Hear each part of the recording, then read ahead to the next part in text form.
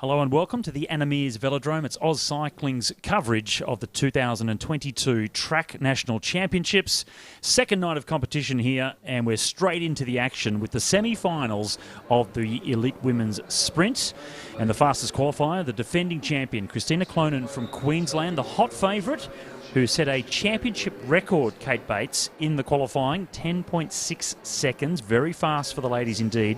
She's up against the up-and-comer, the next rider to perhaps burst herself into the Australian sprinting scene, Alessia McCaig, in her first year in the open category, or the elite category, the youngster from Victoria.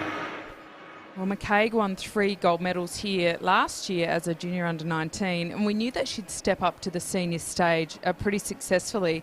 But honestly, Scott, I thought that we might see these two riders together riding off for the gold medal.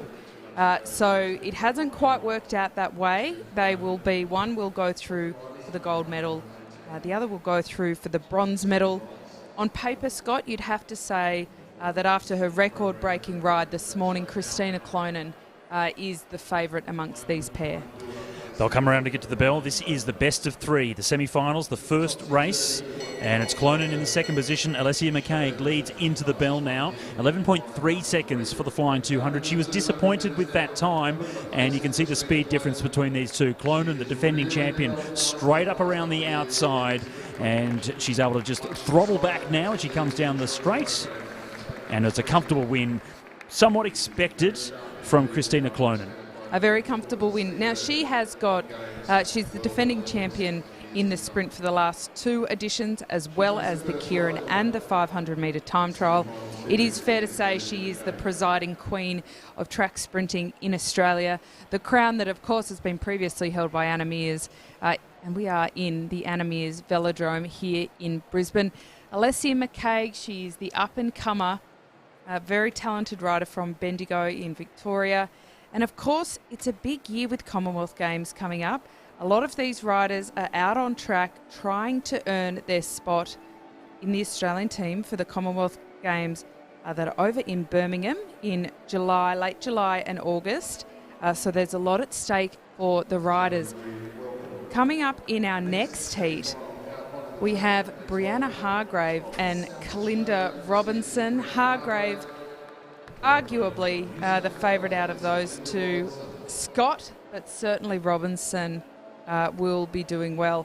Now we will be getting photos of, shots of Hargrave and Robinson in just a moment. We were just looking at Clonan there, but there they are, lined up on the track. Again, both big talents, these pairs, Scott. Robinson is quite new on the radar, whereas Hargrave, she went to the Commonwealth Games 2 editions ago with the para team. She's looking to earn herself a place in the elite team this year. They have a few opportunities open. I think we can kind of highlight Christina Clonan, but Brianna Hargrave on a bit of a mission to get through to the final here. 10.779 in qualifying for Brie, South Australian. So really quick. It was a real difference between Clonan and Hargrave with 10.6 and 10.7, and then Robinson was the third fastest with an 11.3. But from third down to 7th in qualifying, there was only 0.07 of a second between them. Super close between all of them. But now it's down to these two. The second semi-final, race number 1 in the best of 3. Brie Hargrave, the favourite from the speed she displayed in the qualifying earlier today. And she'll lead into the bell. Robinson with a bit of work to do. The younger of the two, the less experienced. But she is in the slipstream. If she has any sort of power in those legs, she can get to the back wheel of Hargrave. Fight to get up around the outside. Then look over the shoulder there from Brie just to check where Robinson was. Didn't really need to in the end because she comfortably come away to go 1 up in the best of 3 in the second semi-final. Well, I'm not sure that we've ever seen this. I don't think I've ever commentated on it before, Scott, but an 18-year differential between these riders. So it is fair to say the master and the apprentice are out on track. Kalinda Robinson was best known to date for her very fierce rivalry with Alessia McCaig. Now, we may see them coming up against each other for the bronze medal. They've raced each other many times in the junior ranks. Now it will be for a senior medal. So far it looks as though that's the way it will go, but still more rounds to go. It is the best of 3 here. So Brianna Hargrave held on to that quite comfortably. The 39-year-old from Norwood Cycling Club in South Australia. She started the scratch race the other night, Scott. We were a little bit confused about why she might be doing that, but there's a bit of a quirk, isn't there, Scott, about what saw her line up? Yeah, exactly. I did bump into Brie before the start of the evening session, and I wasn't sure, because she did have an endurance background, that maybe she was doing a little bit of both and having a go on the scratch race. It seemed strange in between all the Kieran and sprint rounds. And she said she had been put on the start list even though she didn't want to ride. And if you're on the start list and don't go to the start, you get fined. So she just turned up, went on to the start of the scratch race, rode the first 20 metres and just pulled out. She didn't want to be in it at all. So we're a bit confused watching all of that happen. It does seem a little bit silly, doesn't it? It does. And the big men, the fastest cyclists in Australia are the track sprinters, and this is the men's Kieran. Second round, the first 3 will go through into the finals. And we can see right down at the bottom of the track is Carlos Carismo from South Australia. Rowan Hayden-Smith, who came through the repechage, as did Carismo, to get back up into this second round. He's the rider from New South Wales. The West Australian, though, in the yellow colours, he is the favourite for this one. Matthew Richardson, silver medalist in the sprint last night to Matthew Glaetzer. And Richo certainly showing some incredible speed. Just behind him is Sam Gallagher from Victoria. Keep an eye on him because he's a crafty youngster. And Connor Rowley in the black colours. He's the second last rider, and he rides for Ireland. So he's a Victorian, but he does have Irish heritage. So he's changed across to Ireland so he can represent at the highest level. And right at the very back there, we saw him in the sprints as well, finishing 4th. Byron Davies, the big Queenslander. Well, Carissimo and Sam Gallagher were 2 of the 3 under-19 riders that we were speaking about last night that got that Australian record in the team sprint at the Junior World Championships in Frankfurt in 2019. They both had tremendous performances as juniors, but elite is a bit of a different story. But it's great to see the young talent stepping up. It won't be a walkover here. First one to go as the bike's coming around to come off. He's gone a little bit early, Davies. Now the bike comes off. 3 laps to go, and Byron Davies certainly showing the indication he wanted to go very early on and had to slow down, go again. Richardson now sits on the front. Come around to get 2 laps to go. And Matthew Richardson, the first 3, remember, will go through into the race for the gold medal, and it's Connor Rowley. Just take a note of his pedal cadence compared to everybody else. The man out in front rides a massive gear ratio, but this is going towards Matthew Richardson, comfortably looking over the shoulder, seeing where Sam Gallagher is. Now Richo goes up onto the back wheel of Rowley, straight round the outside. First 3 to go through. Check over the shoulder there from Gallagher. He doesn't have to beat Richardson. He does in the end, but he didn't need to because he'll go through to the final along with Matthew Richardson and Carlos Carismo. We did expect that Matthew Richardson would be the one to watch. It is quite interesting to look at that gear differential, as you pointed out. He almost got the perfect lead out here, but he played it smart by backing off, and in doing that, when the other riders started coming behind him, it gave him enough space to still be able to get out and overtake. He cruised comfortably to the line. Really great to see Sam Gallagher performing so well. He was such a dynamic and classy rider as an under-19, and he was a little bit cheeky. Like, he has a bit of spark about the way that he races, and I think that even while he's still physically developing into the elite ranks, that he carries that spark with him with the way he rides. the spark. It's craft, isn't it? Even if he's not the fastest in the race, he still looks for a way to find a result to get himself through. And it was a smart ride by Sam Gallagher from Victoria to follow the wheel of Matthew Richardson to make his way into the final. So 3 riders already into the finals: Carissimo, Richardson and Gallagher. And this is the second heat in round 2.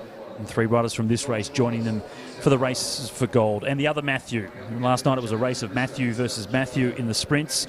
Perhaps it'll be the same in the Kieran tonight. Matthew Glaetzer lines up, and 3 South Australians in this one, and versus 3 riders from New South Wales. So this will be really interesting. Daniel Barber from New South Wales, along with Tom Cornish and John Trovis, and the South Australians, James Brister, Matt Glaetzer and Lee Hoffman. It's a bit of state of origin out there. Lee Hoffman, the 21-year-old from Whyalla Cycling Club. It's the commentator's nightmare, isn't it? 6 riders in the race and only 2 different colours kits. No, come on. Who thought about this? Matthew Glaetzer is by far the eldest statesman amongst them. In saying that, he's only 29. So let's not call him a vet or anything to that, but he certainly has got a lot more race experience and life experience than the others, whose average age is around the 21, 22 mark. I definitely think Glaetzer will be looking for the easiest way through here, Scott, because when we spoke to him last night following his victory in the sprint, his words were literally, "I'm in bits. I've been cramping all night," to the point where he was doing splits in the middle to try and alleviate the cramps. That's a interesting way to alleviate cramps. I'm not sure. I thought you meant he was doing splits because of the cramps. No. The cramps made him do the splits. No. Be uncomfortable. He was trying to help it. But he did say that he didn't expect to be on such good form at this point in his preparation. And as such, he wasn't really sure what the next few days would hold form-wise and recovery-wise. But we know if he's out there, he's certainly a very big danger to the others. First rider behind the motorcycle, if that's what we call it, the e-bike, is Tom Cornish from New South Wales. And then you have the 2 South Australians lined up behind him. Lee Hoffman is the first of those in the red colours. Matthew Glaetzer, that we were talking about, he sits in 3rd position. You can see the riders all now giving themselves a little bit of extra room as they start to come around to get 3 laps to go and the bike comes off. Well, Tom Cornish, remember, he's got the junior world record in the 1 kilometre time trial. He can go long. So for Cornish, he just wants to get in a comfortable position where he can have a little bit of control. He is one of the podium-ready riders in the national team, so people will be looking out for him. Daniel Barber is the big rider from New South Wales that is at the bottom of the track, now being taken over, though, from Tom Cornish, who was the first rider on the front of the group. That's Matthew Glaetzer sitting in 2nd position now as they come down to the bell. First 3 riders will go through to the final. Cornish leads the way as they go down the back straight. Here comes Matthew Glaetzer, though. We know he's the fastest man in this heat. He proved that in the sprints. He's going to do it again here in the Kieran, comfortably through to the final. Cornish will go through as well. And just wait for confirmation on the 3rd rider to go through. I think it was Lee Hoffman, who was the Olympic reserve for the sprint program last year in Tokyo. That was a really sensational ride by Glaetzer, because you can see that he put in about 30 metres worth of a lot of energy to get that momentum and speed. But then he just backed off a little. No, he still had that momentum and speed to win, because he's in such great form at the moment. But he was very controlled, and we know that that's for him the best way through this week, given that he is fatigued. And if you take a look at the body language in shot here, he's just, he was a South Australian 3rd in the shot there. You can see him there. He's got the head down. He looks pretty tired already. He said that yesterday, but that effort in one hand looked very controlled, but the body language says a slightly different story. If we were watching a game of footy here, he'd have both hands on his shorts, buckled over, just trying to get some kind of rest. He's in a little bit of pain. Yes. He has one big race still to come in the final. He's made it through. So the 3 going through from this one: Matthew Glaetzer, Tom Cornish and Lee Hoffman. So it'll be the Matthew versus Matthew again in the big final. Can Sam Gallagher, Cornish, Hoffman, Carissimo, can they get something of them? It's going to be a big challenge. So exciting, the Kieran racing. Looking forward to again tonight. That'll be tonight's program a little bit later on. Still so much racing on. And the first night of competition last night, Kate Bates, how exciting was it? There were so many medals on offer, and it was from the under-17s. Unfortunately, there were some crashes in their bunch races, but I have heard that only all but one of those crashed in the under-17 men's race yesterday are able to get back and racing today. Oh, that's fantastic news, isn't it? Yes, gave everybody a little bit of a scare yesterday. But those under-17 points races were magnificent. The under-17 women's points race, I'll remember that for a long time, not least because of how incredible Lauren Bates was.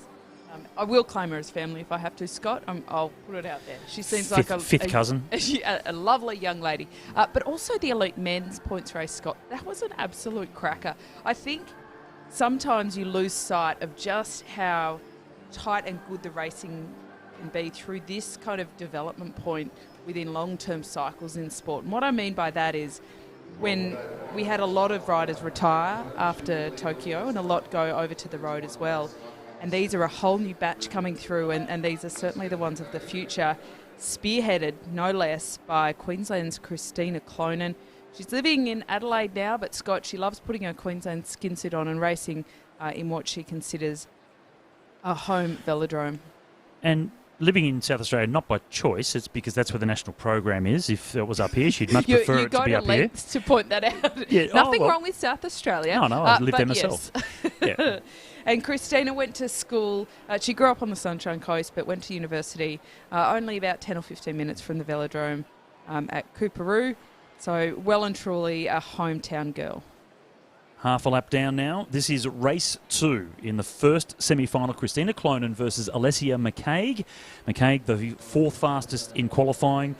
And there is a big speed difference between these two. And with Clonan being 1 up, she wins this, she'll go through to the gold and silver medal race. For Alessia McCaig, she has to do something very special to try and beat Christina Clonan.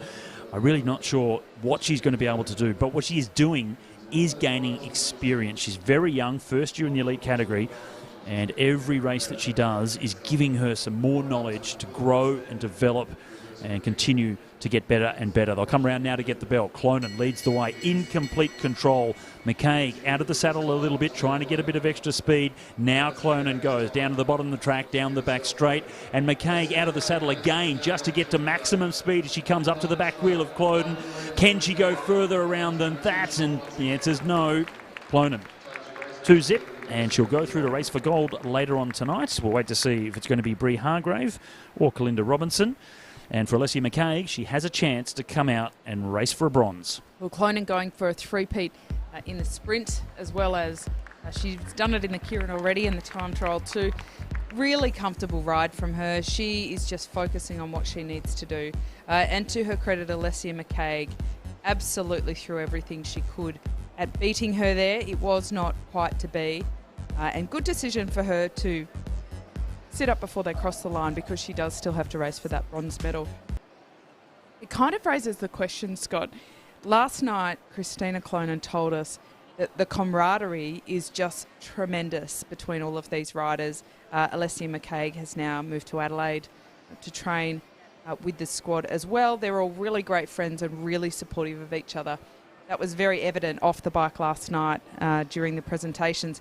But the question is, on the track, they're such foes, and I think for a rider like Clonan, who's a bit more mature, that's an easier emotional roller coaster to ride. But I think for McCaig, it is for the younger riders. It goes for McCaig and also Robinson. It's a bit more of a journey to transition between being the best of mates on one side of the fence and almost enemies on the other side of the fence, because it is a little bit Jekyll and Hyde in that regard, isn't it? But we now see Hargrave and Robinson, the New South Wales rider, number 16, held up by Sean Eadie. He was the world sprint champion in Copenhagen many a moon ago now, about 20 years ago, Scott. Not to age him, but so it is. And James Glasspool from South Australia holding up Brie Hargrave, and Hargrave 1 up in the best of 3. So likewise with Christina Clonan. If Brie gets the win this time, then it'll be Hargrave versus Clonan in the race for gold and silver. But another youngster in Kalinda Robinson from New South Wales be doing everything she can to try and get the better of Brie Hargrave. Robinson constantly looking over the shoulder, just checking where Hargrave is. 2 laps to go as they come through this time. Hargrave taking a little bit of extra height. A little bit more speed now. 1.5 laps to go. Robinson just trying to counter that extra height that Hargrave is taking by bringing up the pace a little bit to try and drag Hargrave back down the track. That's been successful. 1 lap to go now. Hargrave straight up to the outside, though, of Robinson. And it's going to be really dangerous for Robinson from here with the downhill run down the back straight. You can see Brie Hargrave able to get so much more speed for free coming from so high on the track, and straight around the outside. She's taken it all the way to the line. She could have throttled back much earlier than she did. And Hargrave goes 2-zip, and she'll go into the race for gold. Christina Clonan versus Brianna Hargrave, the race for the national championships in the elite women's sprint competition, and it will be Kalinda Robinson up against Alessia McCaig. This is a great little twist, I guess, as the two favourites from the qualifying, the two fastest riders, will be racing against each other for gold. But it will be very interesting to see between McCaig and Robinson, the next two youngsters that are trying to come up into this sprint program. And it will mean quite a lot for them. Only one of them. That it's kind of the cruel thing about finals where there's 4 riders. And I should know, Scott, because I got 4th at the Olympics in when there was gold and silver and then a bronze and a 4th lineup. And everybody else got their flowers and medal, and I sat there with my drug testing buddy, feeling a little bit sorry for myself. One of the riders will be feeling like that because 3 of these 4 will take away a medal, and McCaig and Robinson will be fighting for that one medal, for that bronze medal, and the flowers that come with it. But they're both very young riders. They've got huge futures ahead of them, and they just need to be patient while they develop through these sorts of competitions. And speaking of youngsters, we'll have the under-19 women coming on for their Kirans. So round 1, we'll see Lily Stratford from the ACT, Kira Will from New South Wales, Keely Henderson from Queensland, and Meg Marker from South Australia. And the riders are just starting to make their way up onto the track now. We can see just the bikes being checked. So this is where, before all the competitions at UCI category or national championships level, those of you watching and listening that have been around cycling for a while, you understand what's going on there. But if you're fresh to the sport, all the bikes are particular weight. They can't be less than 6.8 kilograms, and there are certain dimensions and handlebar positions that are deemed to be not permissible, and they do measure the bikes and weigh the bikes before most of the competitions at the top level. Very easy, though, I must say, for some of these track bikes without brakes, gears, etc., to go under the 6.8 kilogram minimum weight, because it's the same as a track bike. The weight limit is the same on the track as it is on the road.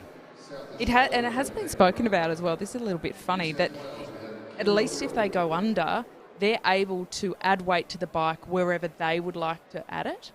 So sometimes that might be higher up under the seat. Typically, endurance riders put it there, whereas the sprinters tend to put it down their seat tube post. So that in itself, I think, gives a little bit more autonomy to some of the riders, where there may be quite a lot of analysis into that kind of benefit or not when they are on the track. But it's just another thing they have to think about. First 3 will go through to the next round, or they'll go through to the race for the gold medal, actually, which means only one of these riders is going to miss out on progressing through to the gold medal Kiran race. And from the ACT, Lily Stratford leads them down the back straight, the first rider behind the bike. Kira Will from New South Wales behind her. Then it's Meg Marker from South Australia, and at the back from Queensland, that's Keely Henderson. 5 laps to go. Bike comes off at 3 to go. And we saw a few of the Kiran races in the afternoon program yesterday for the under-15s and the under-17s. And with the bike coming off at 3 laps to go on the very small restricted gears, it was really challenging. It was almost as if they decelerated for the first lap or so after the bike came off, and then they started the sprint again. I think the rule change from 2.5 laps to go with the bike coming off to 3 laps to go certainly hasn't helped in the under-17 category races, that's for sure. No, it is a little bit tougher on the restricted gears, and as you point out, those smaller restricted gears mean higher cadence. Of course, you can train cadence, but notwithstanding that, naturally, some riders are just able to pedal naturally a little bit faster than others. When they do go up a category, they will then choose the gear that suits their natural strength pedaling. But when they are under 17s, they do have to all, it's an equal playing field with regards to that. And they've done that, Scott, because they want everybody to have a chance to develop and they don't want to overload the youngsters. 1.5 laps to go. They'll come around to get the bell this time. Only one rider missing out on progressing through to the next round, which is the race for the gold medals. And it's Stratford that leads them through. Straight up around the outside, though, Meg Marker from South Australia. It's shoulder to shoulder as they go down the back straight. Advantage to Marker as she comes from a little bit of extra elevation into the back straight. Now around the final corner. So Marker will come through to take the win. But we have to look at the back, and the rider that will miss out on progressing is Keely Henderson, the Queenslander. 4th across the line. So Marker, Will and Stratford will go through to the final. That was tight racing from the youngsters. It's always tough when only one misses out. Again, we were just talking about it in relation to getting a medal. It's a bit different when there's 6 and half the field miss out. But in this case, it is just one. The others will progress straight through. 4 riders in the first heat, but in the second heat there are 5. So 2 riders will not progress through to the final from the heat that's now coming out onto the track. Final preparations for the riders. And we can see 2 South Australians in this one.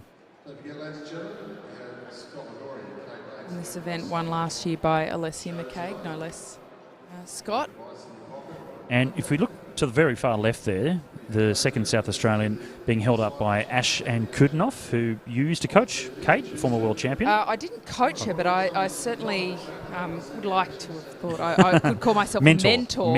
Yeah, I mean, Ash is one of the most talented female athletes Australia's ever had on the track and on the boards. She was incredibly physically talented, but more than that, incredibly resilient and a very, very good attitude. She will make an excellent coach and an excellent mentor to these young athletes, and it's sensational after Tokyo last year to only fast forward about 8 months, Scott, and see her out on track already leading the next generation. Sarah Daly is the rider that she's holding up here. This is the second heat, round 1 of the under-19 women's Kirin. First 3 progressing into the final later on this evening. And Sarah Daly is the South Australian sitting at the top of the track.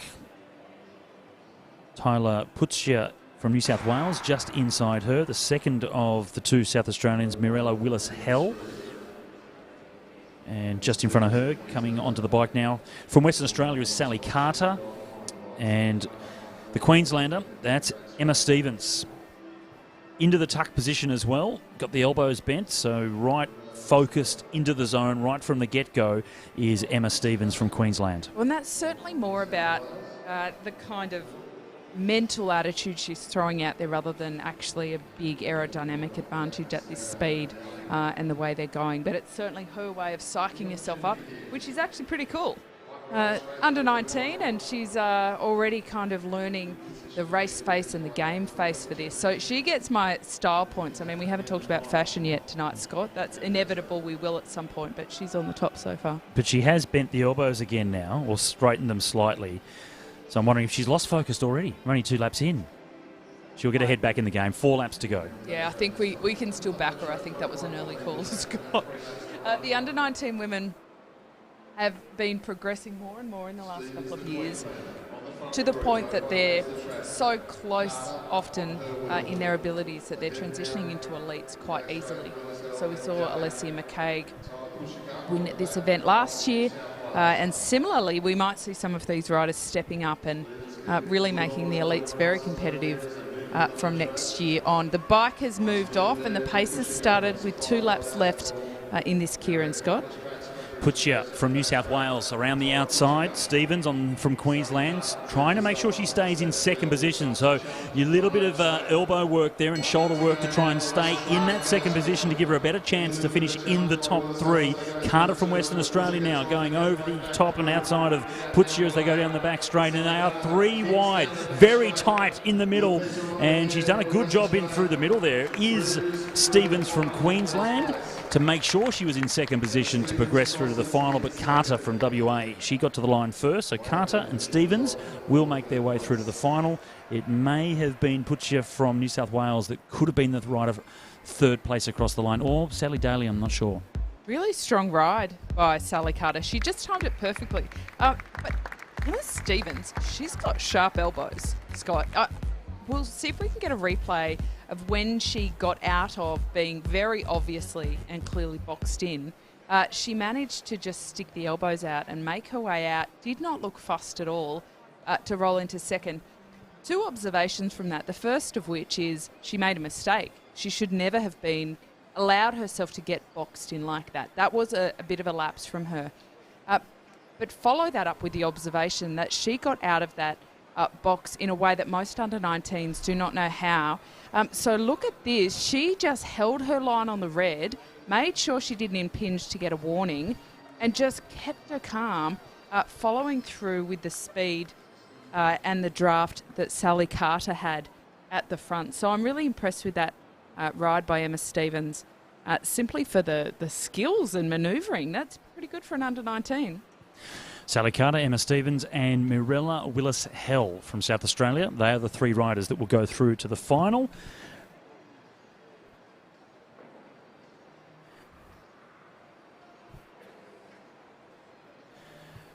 And the riders lining up for the next race on the track. And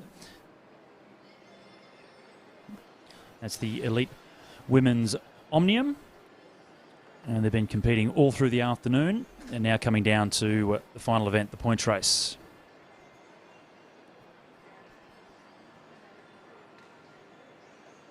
Sorry, the elimination. I got ahead of myself there.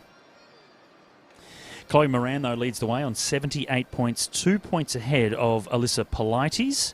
So very tight between those two. And Sophie Edwards, second of the two South Australians. Moran, a South Australian, Politis from Victoria, and Sophie Edwards from South Australia on 74 points. So there's only 4 points between the top three riders here.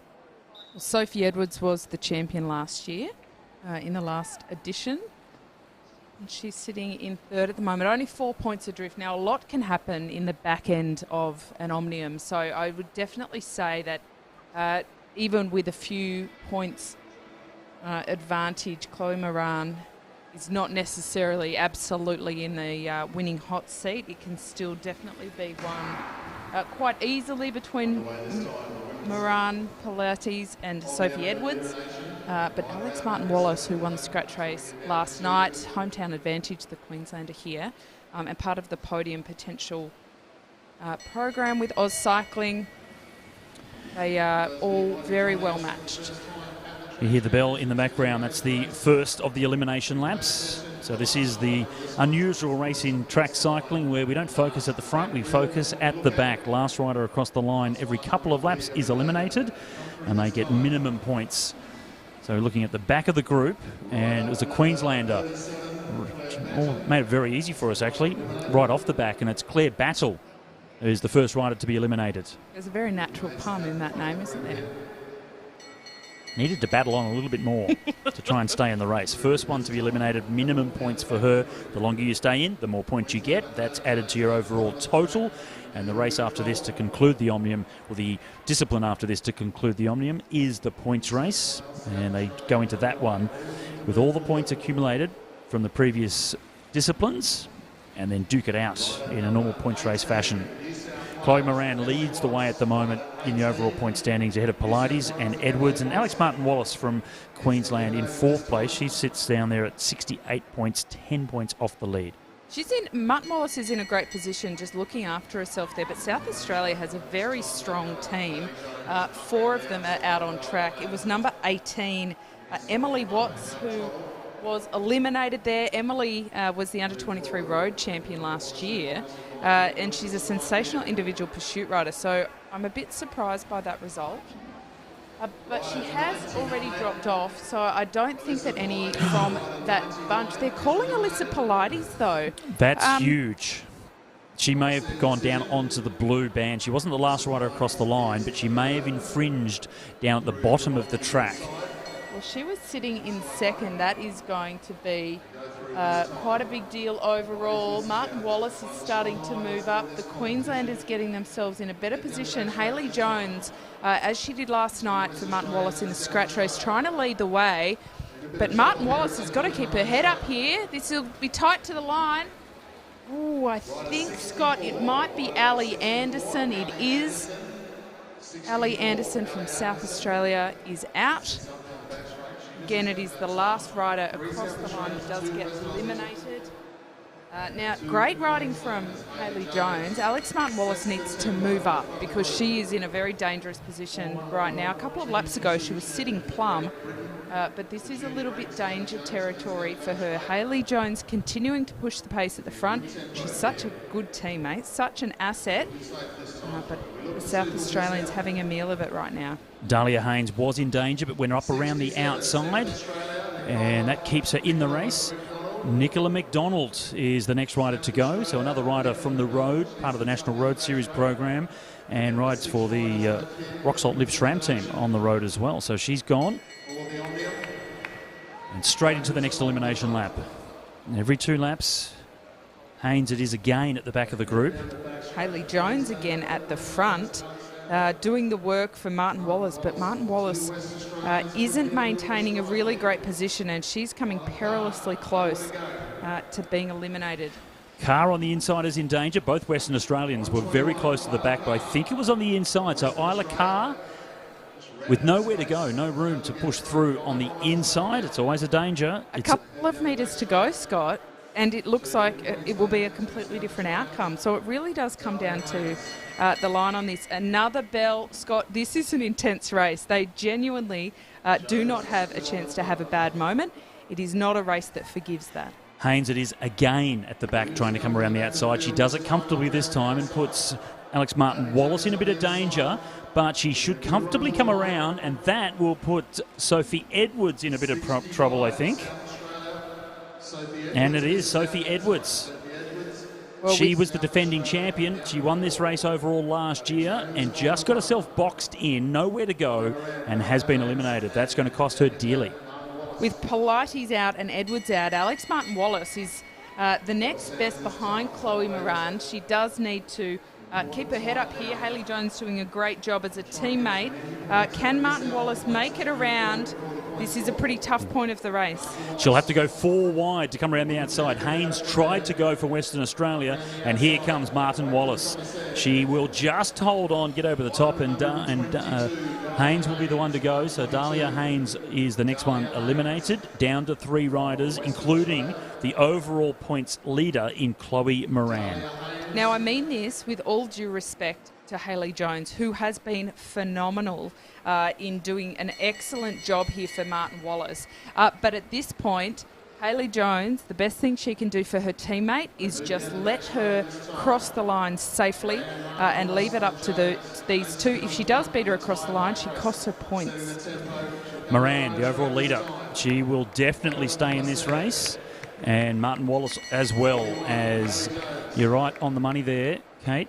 That's a good teammate. Hayley Jones absolutely deserves.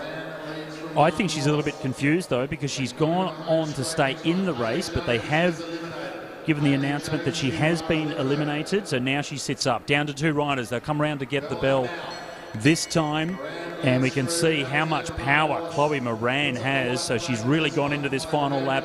Alex Martin-Wallace has already given up. She knows there's another race to come in the points race. She'll be happy with 2nd points overall, not as happy as Chloe Moran. She gets maximum points and will extend her overall lead going into the final discipline, the points race. That's on later tonight. Sensational ride from Moran, and smart ride from Martin-Wallace to sit up and not bother contesting it, knowing that she couldn't beat her, because, as you say, they are coming into that points race.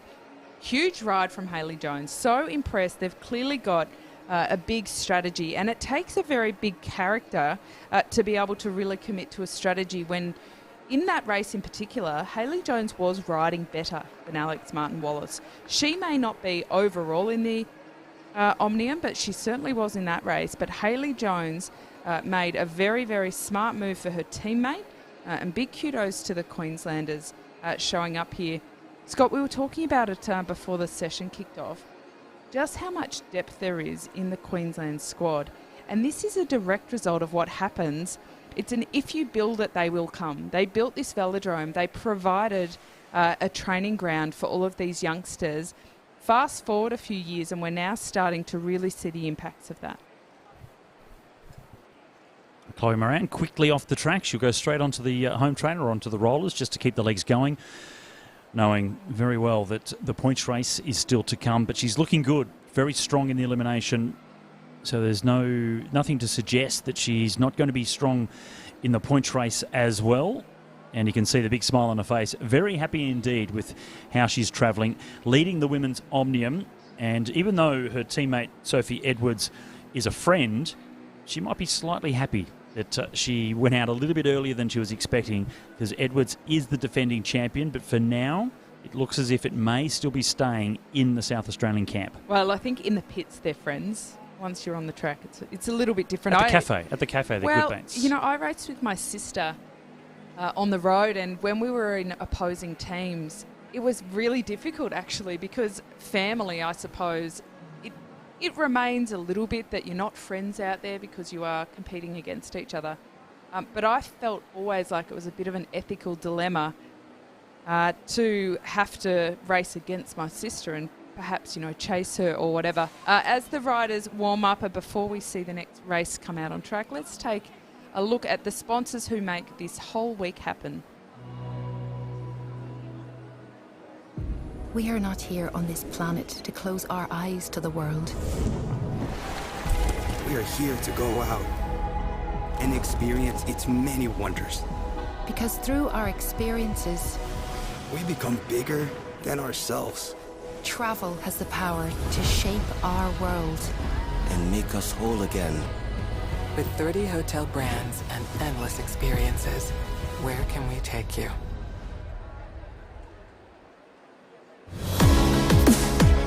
Brisbane is rolling out the red carpet for cyclists and their families with the Australian Unity Tour de Brisbane on Sunday, April 10 as part of the Brisbane Cycling Festival. Join me, Osher Ginsberg, and ride exclusive closed roads on the Story Bridge, Mount Cootha and more. Plus, a free community ride and fun run. We're on a mission to raise vital funds for the common good, powering life-changing medical research at the Prince Charles Hospital. Register now at tourdebrisbane.org.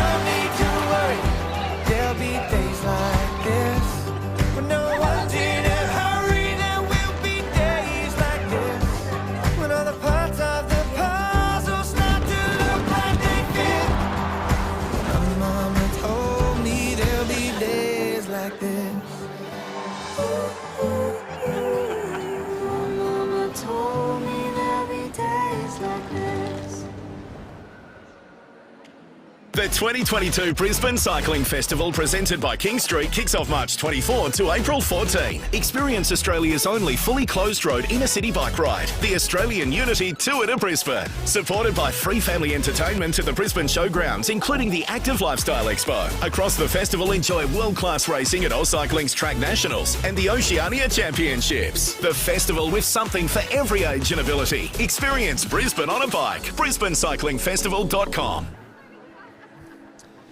On to the next race, and the gap that was just left actually was for the possibility of a third round in the Elite Women's Sprint semi-finals, which we didn't have because both races were straight shots, so not required, but they did leave that gap still in the program. They don't, at this age, we noticed that earlier, Scott, when we were looking at some of the elite riders, how they stare at each other on the start line and they make it a little bit of a head game before the start. We're not seeing that from the under-19 women. We've got Tyler Putzia from New South Wales. Keely Henderson is the Queenslander in the middle there. Sarah Daly from South Australia. And these three riders are riding off for 7th, 8th and 9th position. The gold medal will be up for grabs in the next one. Junior under-19 women's Kieran raced for 7th. And it's one of those situations, normally you'd have 6 riders, of course. Bike comes off 3 laps to go. But this will be perhaps one of the slowest next then phase of the race because it's a 3-up sprint, really. They don't really need the motorbike out there in this situation. But it's a Kieran, has to be. 4 laps to go. It'll come off the next time they come around. And Putzia from New South Wales leads them through. Sarah Daly from South Australia in 2nd position. And the Queenslander, Keely Henderson, she was unfortunate. She was in that first round where 4 riders took to the start line, 3 progressing into the final. She was the 4th, the only rider in that race to then not go through to the medal rounds. And with the bike off, 2.5 laps to go as they go down the back straight. And as I suggested, no drastic changes with only 3 riders on the track. It really does become like the old school 3-up sprint derby. And a lot of sports don't have what we'll call small finals versus big finals. But I think it's a really great thing for cycling, especially for the juniors, the under-17s and under-19s, to allow them to develop and get those races rather than do one year out and you don't really get the chance. They'll come around with the bell, Scott, and you're right, it's a traditional 3-up sprint. 1 lap to go, and it's Puccia from New South Wales that leads them. They haven't changed positions at all since they came off the motorbike. That may change as they come down the back straight, 3 wide as they come around the final bend. And here comes Sarah Daly from South Australia. She wants to finish 7th overall in the women's under-19, Kieran. That's what she'll do. She also dragged Henderson around the outside as well to finish 8th. And Tyler Puccia, she comes away with 9th place. So a good finish from Sarah in the end. 2 wide round the outside. A little bit of a hook there. I don't think it was intended, but a little bit of a flick up the track from Tyler just as Sarah was coming up around the outside. It's sassy. I like it. Good on her. A great ride from those 3, and perhaps next year they will make it that one little better into the big final. That will be coming up as the next event, and that is Sarah Daly there, the South Australian. Quite a nice setup she's got there, Scott. That's quite a beautiful Merida, not typically known for their track bikes, might I say. So they've entered the market with a really great product, and it's great to see them being used at this level. It's an interesting brand in that they do manufacture for a lot of other companies. I think there was a connection that they had with Specialized, making a lot of the Specialized bikes, but there was a deal that they weren't to market, I think, in the US because Specialized is an American brand. All that's starting to change a little bit, but there are so many brands behind the brands that we don't really know about.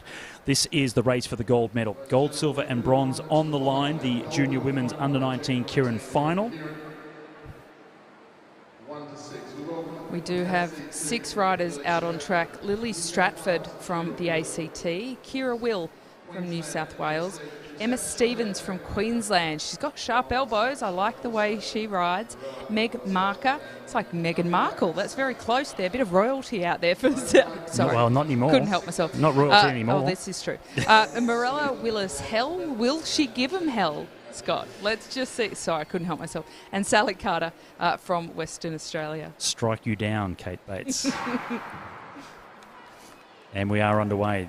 Onto the bike in the configuration that they have lined up. So Kira will roll onto the bike in first position.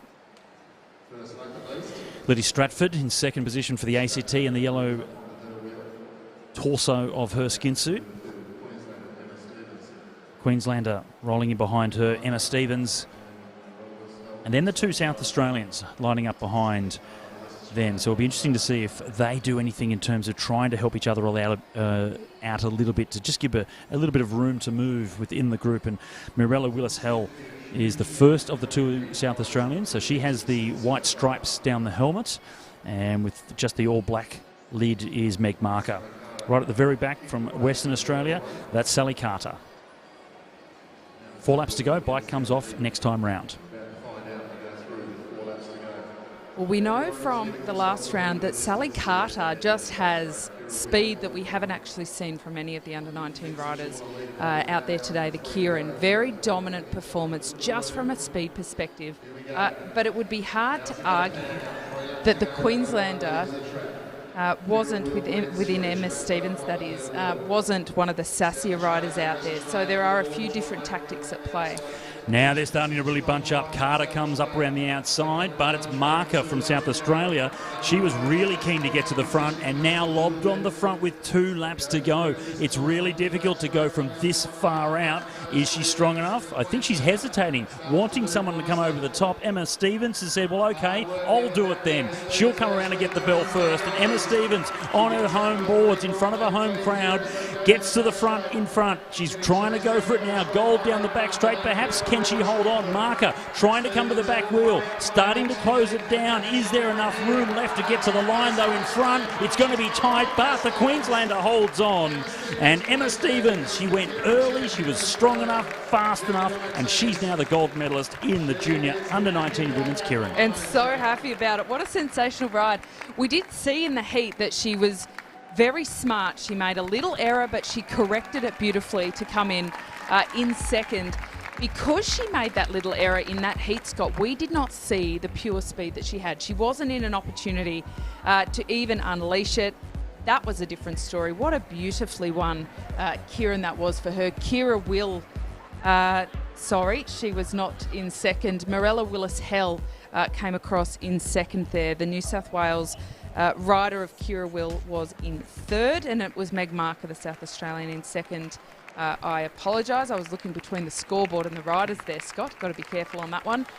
I liked the old arm-up celebration. We don't see it that often on the track anymore. They're really racing to the line and that's it. And they celebrate perhaps after it. But she had enough space, she had enough room, knowing that she was comfortably going to win the gold medal, to do the one-arm celebration. Not quite confident enough to go for the two-arm salute just yet, and that does get frowned upon still on the Velodrome, unfortunately.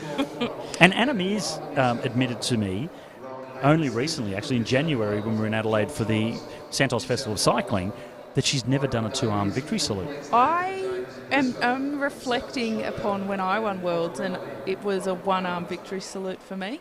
And I'll tell you why. Because I was so wrecked. I don't think I could have taken two arms off without probably falling off, and that defining the ride for me. But I did give a good one arm, like, woohoo, like, you know, Julia Roberts in Pretty Woman or something like that. Yeah, a bit of All right, we have got up now, Scott, the men's Keirin, the small final, 7th to 12th. The interesting name in here for me is Rowan Hayden-Smith, who was a medalist in the points race last night, one of the best points races I claim to have ever seen. I won't put that on you. But we perhaps didn't realise how swift he was, because this is a great ride. Well, we can identify him in this lineup of, you say it's the small final, but it's full of big humans, the big powerful sprinters. And Rowan is the skinniest of them out there. He's not small. He's the smallest out there, the most endurance.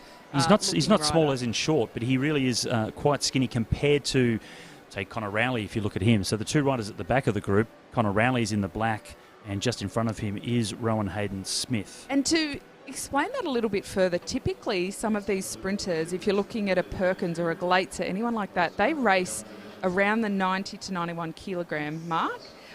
Whereas the endurance riders, a lot of them are racing around the 70 to 75 kilo mark. So it's a big difference. So we can see them going down the back straight with 3.5 laps to go. The bike comes off next time. It's Daniel Barber from New South Wales. The South Australian is James Brister behind him. And here comes a move from the endurance rider, Rowan Hayden-Smith.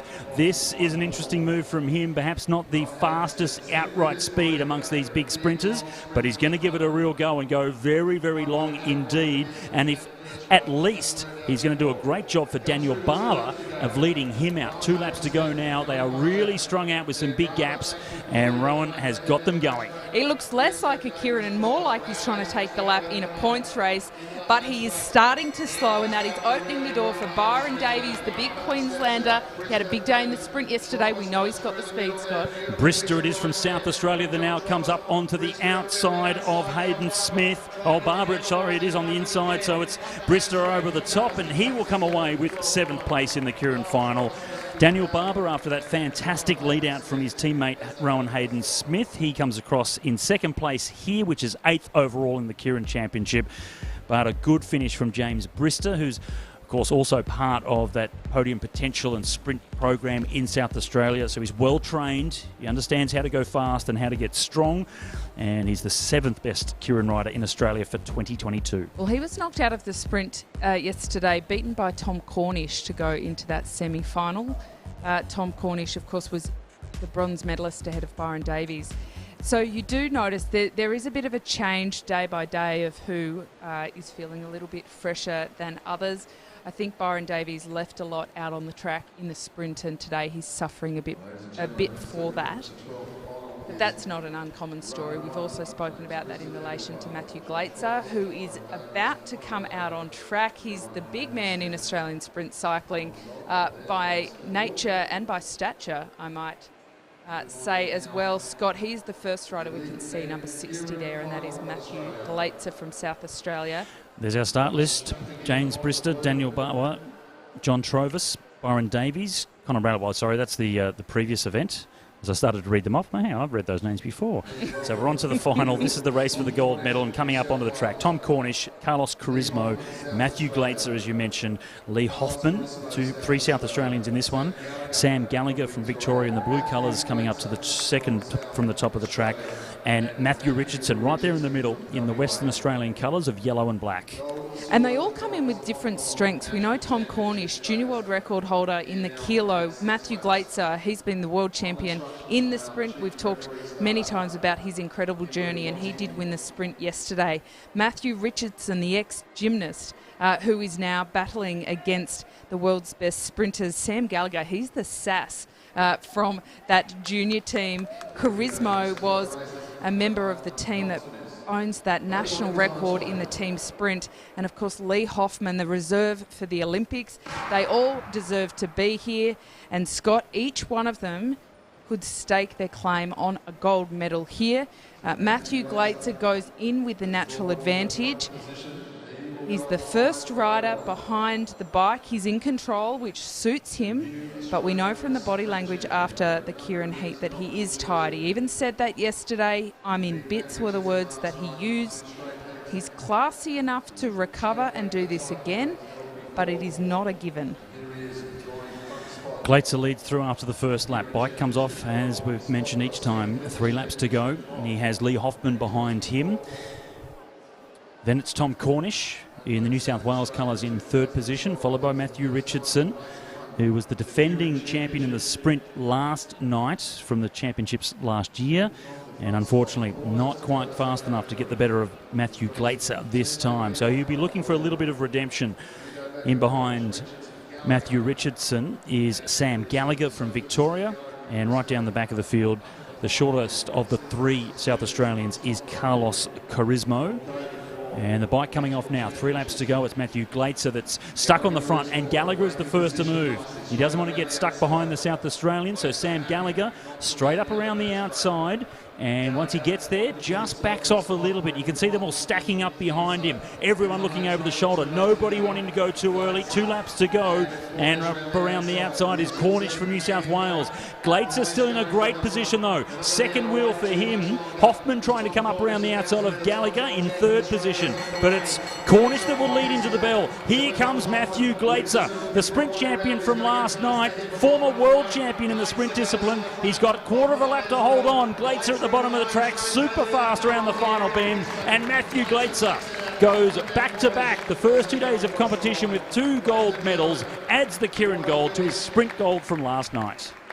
What a performance from the South Australian team. Lee Hoffman, his teammate, coming in second. Talk about celebration, Scott. He doesn't have the energy for a 2-hand salute because we've seen him do it. We know he can do it. But this was a tremendous effort. Tom Cornish timed it perfectly. He did everything he could with his toolkit to take away this win, but Glaetzer too good, and in doing so, he dragged Hoffman all the way around. An interesting battle behind Cornish for that bronze medal, but ultimately the speed that Glaetzer and Hoffman had, Cornish almost got dragged to the line for the bronze medal. What a sensational Keirin. It was tight in there for third and fourth or so, with Richardson trying to come around the outside, Gallagher just getting a little bit of shoulder-to-shoulder action happening, which balked Richardson, so he couldn't come around the outside to get over the top of Tom Cornish. So a good third place for Tom, but the 2 South Australians, gold and silver medal, Matthew Glaetzer. He's toast. Well, the fact Glaetzer, I love it. I love seeing him go so deep. Like, he's such a champion that he just goes so deep in order to get that gold medal. It takes character. And saying that he was in bits after... There's a couple of factors in that. Saying he was in bits after the sprint finals yesterday, as a former track endurance and road endurance rider, I think one day of competition. You got 4 and you're already in bits. What? You need to train a bit more, mate. But then to back up, to actually have that mindset that, oh, I'm really tired, put that aside, get up out of bed this morning. Your first couple of steps are going to hurt as you walk out of bed and step up this, maybe into the kitchen. But then you have to focus on just going as fast as you possibly can. And that's what he was able to do and come away with the goods. So well done to Matthew Glaetzer. Alicia McCaig now being led up to the track by Shane Kelly.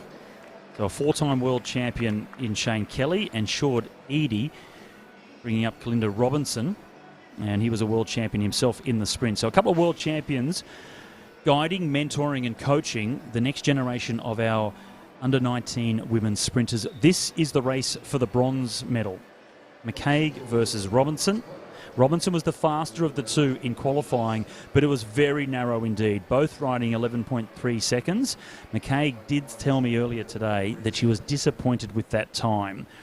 So while she is on paper today slower than Robinson, she feels mentally that she might be the quicker of the two. You have to prove it now. Pretty high expectations from a young rider, isn't it? That shows quite a determination that you absolutely need. It's great to see this rivalry that has been going in the junior ranks translate now to the elite ranks. There is a bronze medal on the line, and you can see Kalinda Robinson wants to take control. She wants to navigate how this race is going to be won and neutralise the speed and the acceleration, the pure acceleration that McCaig has. Robinson in front, McCaig on the move though, and a lap to go. Trying to take control is Robinson as they go through the bend past the 200 metres. McCaig up onto the wheel as they go down the back straight. Both riders out of the seat trying to maximise their speed, and it's going to be a tough job for McCaig around the outside from there. Can she do it down the finishing straight? Oh, it was close at the end, but I think it was on the inside. It's a best of 3, so that's 1 up to Kalinda Robinson from New South Wales. And McCaig will have a chance to come back and level the score and maybe take it to a decider, Kate. That was a great race from Robinson. She had a lot of staying power there, because when she did accelerate, you almost could see the body language, I'm going to say, flop back into a seat. Like she was done and not able to accelerate out of the seat anymore. That was the moment that McCaig had the opportunity to make that gain, but she was just coming steady and it just wasn't quite enough. This is a very good track to lead from the front in sprints. And the very young Kalinda Robinson, she's 1 up. I have a feeling this might go to the best of 3 though, Scott. So far, most of them have been won and done in 2. But these women, I feel like we've got some pretty tight matches here. Next up for the gold medal, we've got local rider Christina Clonan in the Queensland skin suit up against Brianna Hargrave from South Australia. These pair are both hoping to secure a plane ticket to the Commonwealth Games later this year. So this race is of real significance to them, and they are absolutely the new and next generation of sprinting in Australia. We've got a very long-held tradition in the women's sprint in Australia, of course, and Christina Clonan is certainly hoping to fly the flag for a good decade from now as the queen of the sprint in Australia. 3 laps of the track. Clonan drew position number 1, therefore must lead for the first half lap, unless, of course, Brie Hargrave wants to go straight to the lead. Clonan knows this track very well. She's based in South Australia, but from Queensland. She's training on this track quite as often as she possibly can, and certainly a couple of years ago came back to Brisbane to start her sprint preparation with the transition from track endurance across to the sprint program before then heading back down to Adelaide. She's in control of the race at the moment, but here comes Brie Hargrave. She doesn't want to give it all to the Queenslander, and it's a real shoulder-to-shoulder race. They'll come around to get the bell this time. Clonan just making sure she got in front of Hargrave that time, pushed her up the track a little bit. Hargrave with a little bit of work to do now. Very evenly matched in overall speed, these two. Hargrave with the advantage of coming into the slipstream, but just the speed and the power of Clonan. Can she hold on? The Queenslander inspired on home soil and comfortably goes 1 up in the best of 3. She did exactly what she needed to do, Kate. She looked in control and very strong. In control, absolutely. So beautiful and smooth on her bike. There is no rocking and rolling going on. She is just a efficiently delivering the power. And you can see coming into that final straight, she was able to back off a little bit. Hargrave also backing off, knowing that she was not going to be able to come over the hip of Clonan toward that finish line. She's one down. I think Hargrave has a hard job ahead of her trying to beat her for the next round to keep the dream of the gold alive, because Clonan at this point, Scott, after her incredible performance in the Kieran last night, you have to say she's starting to look a bit unbeatable this week. Clearly in very good form ahead of Oceana's, which are next week. So this is the beginning of a very big race load for a lot of these athletes. Practically, that means that a lot of them are coming in, let's say, underdone, a little bit undercooked, knowing that if they're on too sharp a form, that they will then drop out of that form by Oceana's. So a lot of them have come in with a very, very light taper and hoping to race into form a bit. Clonan, I think if this is her racing into form, then Oceana's will be a very big event for her. Job done so far, needs to win the next one, and she has the gold medal. Bit of a joke and a smile between them, so still good to see a bit of camaraderie. They'll switch that off once they come back onto the track again. And in January, when they raced at the track event in Adelaide, it was Brie Hargrave that upset Clonan and got the victory in the sprint competition down there. We just didn't know what sort of sprint training load they were under at the time. What I would really love to see, if somebody can whip up a meme for me, anybody who's listening, I'm sure we've got some tech people out there. I want to see the difference between how Clonan and Hargrave looked at each other on the start line, between the little smile they exchanged afterwards. Like, it's such a different vibe, isn't it? It's almost like the minute that they cross that Velodrome fence, it completely changes, and there is a lot of mental game to that as well. I do think that is a lot tougher for the younger riders, because they haven't experienced quite that intensity, and it can be a little bit intimidating actually when you first get out on track and somebody who you feel quite comfortable and safe with all of a sudden stares at you like they're about to push you off your bike. There's a little bit of getting used to, I would say, but it is great that they have such good camaraderie and such a great stable of athletes coming through where they can learn from each other, encourage each other and mentor each other without being a threat to each other. So I think they're doing a really great job of that.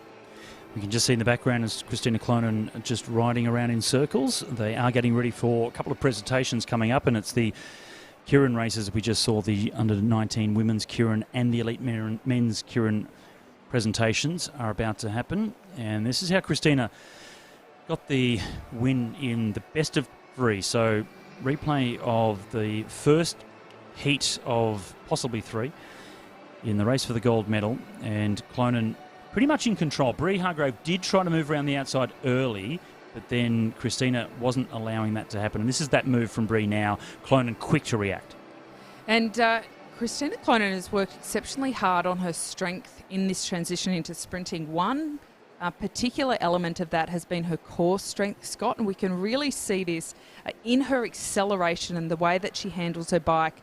When Hargrave does start to accelerate, it means a very efficient delivery of power through the pedals, and a real credit to her, because it is quite a different attribute required from the sprinters, who do pull a lot harder on the bars, and they do brace a lot harder with their upper bodies than the endurance riders do. And I think that transition for Clonan makes her an absolute weapon, because we don't see typically a lot of women, the big sprinters from Australia's wonderful sprinting history, your Anna Meares, your Carly McCullochs, they haven't come from endurance. They've been really pure sprinters. So there's a bit of Clonan's like a bit of an experiment, I feel like, from the sprint program, and it's paying off. Clonan has had one more race than she would have liked to have today, because in the quarterfinals it had to go to a decider because she was relegated from the second race, and it was a little bit of a movement that she was able to, she changed her line in that sprint, so relegated, and Selena Ho was given the win. She had to come back into the decider to make her way into the semi-finals, and she also copped a 50 Swiss franc fine for improper or non-compliant clothing during the race. Isn't it quaint that they still fine in Swiss francs? That is because it comes from the UCI. The UCI is headquartered in Switzerland, and that is the origin of that. Otherwise, people are probably thinking, how very bizarre to be fined in Swiss francs. I don't know the conversion rate, Scott, either, so I'm not really sure. I think it's only around $60 or such. Well, Brie Hargrave copped double that, 100 Swiss francs for incorrect body number. Incorrect body number. Incorrect. I'm going to head down and see if I can grab some athletes to chat to, Scott, so I'll be back soon.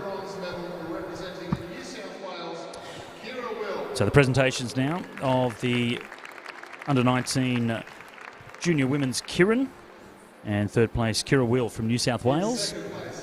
Chief Commissaire Tony Torr from Queensland doing the presentations.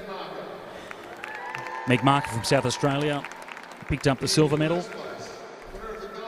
And the new national champion, the proud Queenslander on a Queensland track here in Brisbane, the Meares Velodrome, Emma Stevens takes the gold. And of course the national champion's jersey.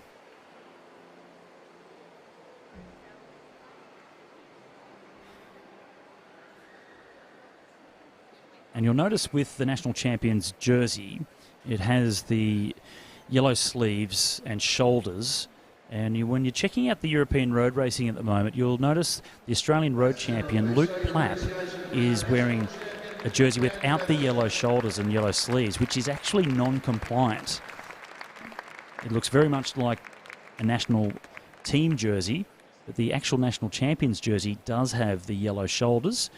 And there's a bit of discussion going on with Team Ineos at the moment, because usually that would be quite an expensive fine for every day that he races in that jersey, which is not the official national champions jersey.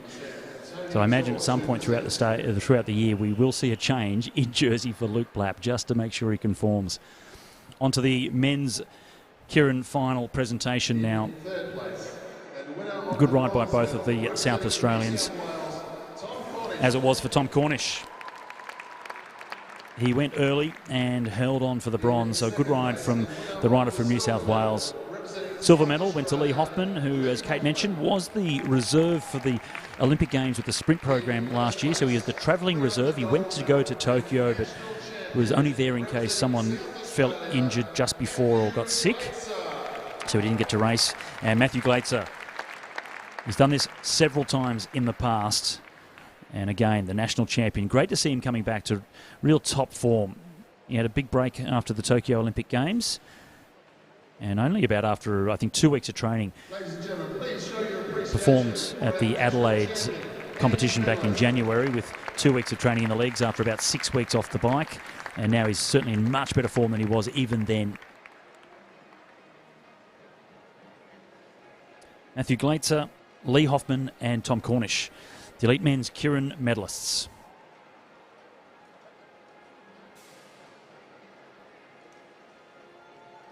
And with Kate scampering down the stairs to get into the infield of the Velodrome, we should be able to have a chat to a couple of our champions very shortly. He's a lovely young man, Matthew Glaetzer, very polite. Everybody's always, everyone that knows him is certainly indeed very happy to see him doing well. And great to see him back on form. Let's see how he goes in Birmingham this year at the Commonwealth Games. He's a big man, certainly a big, powerful rider.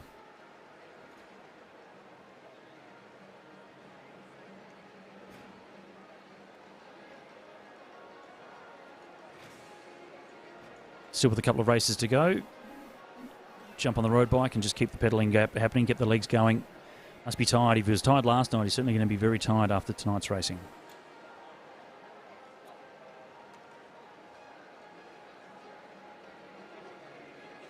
Well, from the elite men's Kieran winner, Matthew Glaetzer, let's hear from the next generation of under-19 women's Kieran winners. Emma Stevens is with Kate Bates.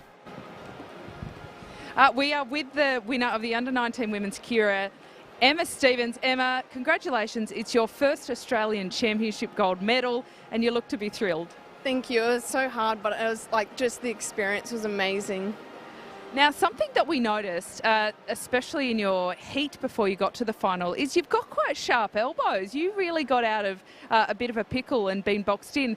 But I understand a couple of years ago you had quite a bad shoulder injury, and this has been quite a comeback for you. Yeah, my shoulder injury was from BMX. So I did BMX for ages, and I guess the background from BMX, I kind of get a thrill being close and like rough and racing. Oh my gosh, a thrill being close and rough and racing. I have a feeling that people need to watch out for you in the future. What is it like to race in front of a home crowd? It seems like the Queenslanders are on a high. Oh, it's amazing, like having my family here in the crowd, it's just unreal, and having like all friends and around cheering for you, it's amazing. Well, Emma, you're a champ, congratulations, and everybody watch this name. Thank you. Thank you, well done. So good, thank you. Almost ready for the men's team pursuit finals. They'll be coming out onto the track just shortly, so they're just getting the track prepared and the start gates in position. You can see the riders doing their final preparation, keeping themselves going, getting ready for the next events to come. We will also see the under-19 men's points race, and the defending champ, Cameron Rogers. He won that last year as a first year. He's out here again as a second year under-19. Let's see if the rider from the ACT can do that again. And he's the son of Peter Rogers. Of course, his uncle, Cam's uncle, is Michael Rogers. From both of those guys, former teammates of mine. And Mick, multiple times world time trial champion. And Pete Rogers, Commonwealth Games team member for the road in 1998. It'll be interesting to see how the youngster Cam Rogers can go, whether he can go back to back. This is the race for the bronze medal in the team pursuit. South Australia in the back straight, and they'll be racing against Western Australia here in the home straight. It was the Western Australians slightly faster in the qualifying round. They rode 4:03.9. and they're 1.2 seconds faster than the team from South Australia with a 4:05.06. And the South Australians have the gold and silver medalists from last night's points race with Zach Marriage and Oliver Bledden. Change of program this year with the men's points race on the first night of competition. It really has made it tough for the riders backing up the next day into the team pursuits.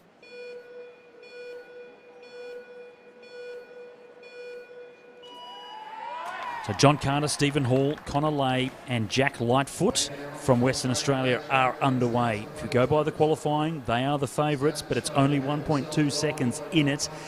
And considering the points race last night, this is another big effort they have to do. Fatigue will start to play a factor.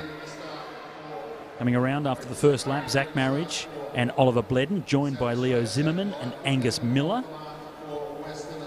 And at the moment, it's Western Australia just slightly in front. 2 laps done. Western Australia just stretching their lead ever so slightly. A little bit messy. That's Stephen Hall just underneath the wheel in 3rd position there. Put in a fantastic performance in the points race last night, finishing 4th in the end. Blake Agnoletto, who will be out for the Victorians in the race for the gold medal, he picked up the bronze behind the 2 South Australians. Coming around to complete the first kilometre. Always interesting to see how fast they can go out. 1:04.4 for the Western Australians, and the gap is 0.7 of a second back to South Australia. Both teams looking very smooth. And the gap coming down slightly now, 0.47 of a second. So South Australia starting to get into their rhythm and really starting to put some pressure onto the Western Australians. 10 laps to go now, and closer indeed, 0.35. So South Australia, over these last couple of laps, just picking up the pace a little bit.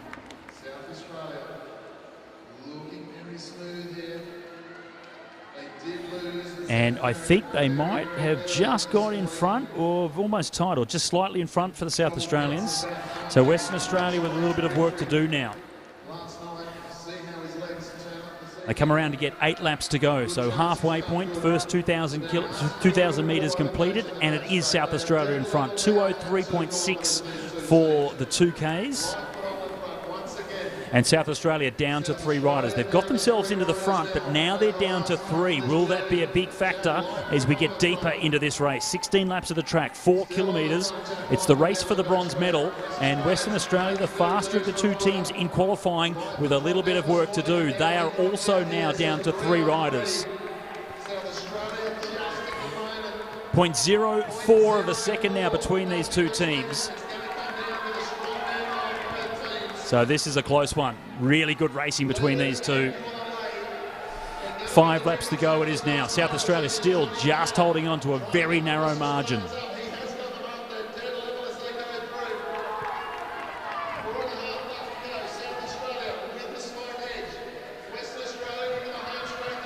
Four laps to go now, 1 kilometre.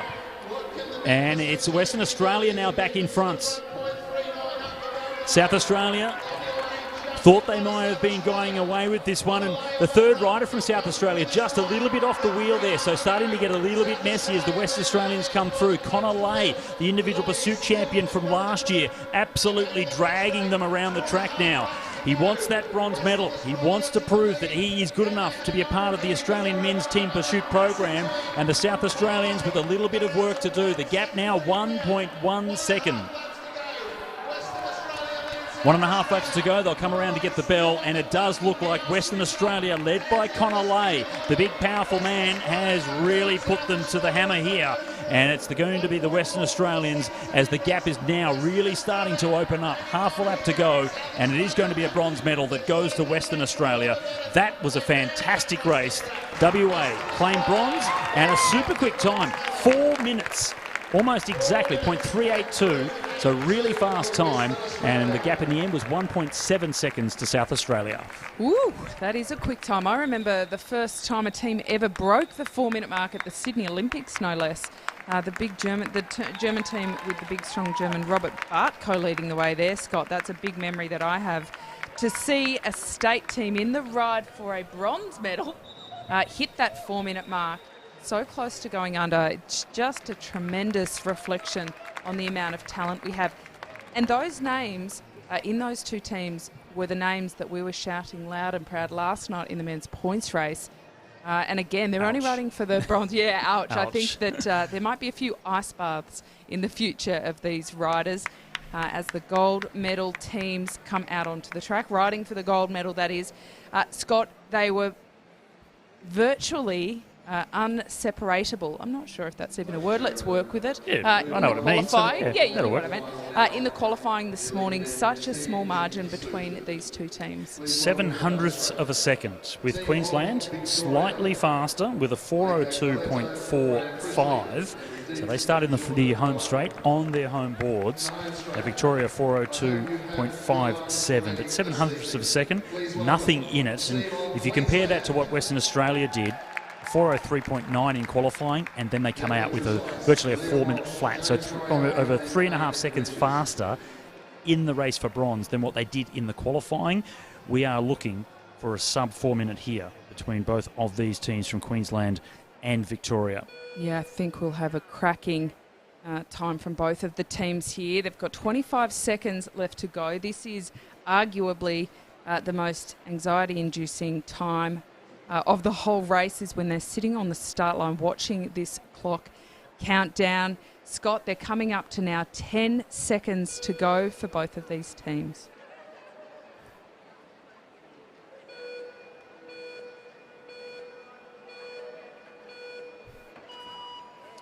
Declan Tresice, Liam Walsh, James Moriarty and Kane Richards for Queensland.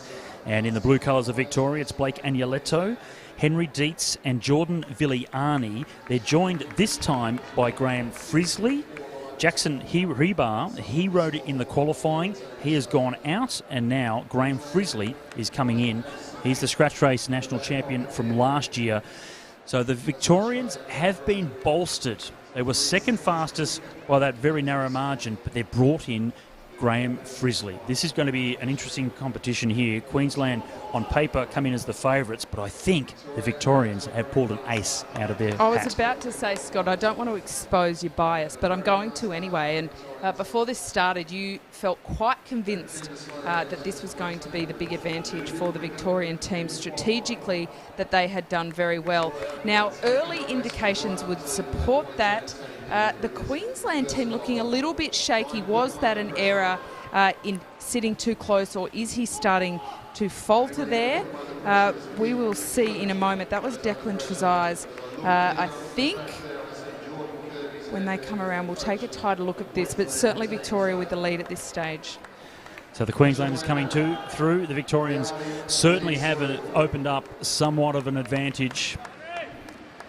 And it does look as if they've got a dominant position at the moment. Another rider in the Victorian team, Jordan Villani, was entered in the scratch race, and they had the qualifying rounds this afternoon, and only one rider from each of the two heats was eliminated. He guaranteed himself to be eliminated by backing off coming to the finish line because he wanted to freshen up for this. He didn't want to make the final of the scratch race. The Victorians are now showing why those tactics are good ones. They are really starting to put some pressure on the Queenslanders and dominating this race. It was Kane Richards, the Queenslander, who had a little bit of a wobble. It could be explained, Scott, by the fact that he's a bit new to the track. He's very good on the road, but we can see that gap opening up there. He had great legs on the front, and he did pull a pretty solid turn, but he's certainly not able to rejoin easily. That is not going to help when he gets back to the front. The Victorians' lead is extending further, coming around with 6 laps left to go, 1.5 kilometres. The Victorians now can see the Queenslanders. When they come into their straight, they can just look up the track a little bit and they'll see the maroon colours not too far in front. They know that they have a big advantage over the Queensland team. They are now down to 3 riders, the Queenslanders, and the third rider, which is Kane Richards, is starting to struggle as well. He was showing signs of this earlier on, and now he's in big trouble. Time taken on the third rider. Queensland, it's a disaster for them. They are definitely going to struggle from here on in, and a big advantage. Victoria from here, we know now know, as that we go with 4 laps to go, they are going to hold on. They're going to go through to pick up the gold medal. It's all about what time they can produce now. And it was Declan Trezise, the Queenslander, who did pull out there. When he saw what was happening with Kane Richards, he dropped his head and shook it. He knew in that moment it was all over. You can see him on the screen there. He's devastated what has happened to the team. The Victorians, they're down to 3.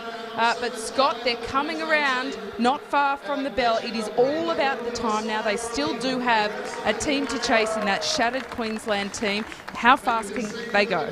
Victoria's about to come onto the back of Queensland. They will catch them as they get the bell. 1 lap to go for Victoria, and they're about to get to the back. This is a dangerous situation. The Victorians want to go for a fast time, but the speed difference between the two is such that it doesn't matter. They have called the race off because they've caught their opponent. It is a pursuit, but they did it so late in the race that they may still be able to give themselves a time here. They haven't. They've kept the clock running, but we'll work that out. What time it was, we'll come back here and tell you exactly what it was. Regardless, it's gold to Victoria in the Elite Men's Team Pursuit Final. And I looked up at the board as they crossed the line. The clock did stop at the 4-minute mark, but that was actually when the Queenslanders crossed the line with half a lap to go. 3:57 is what I saw on the scoreboard when they crossed that line.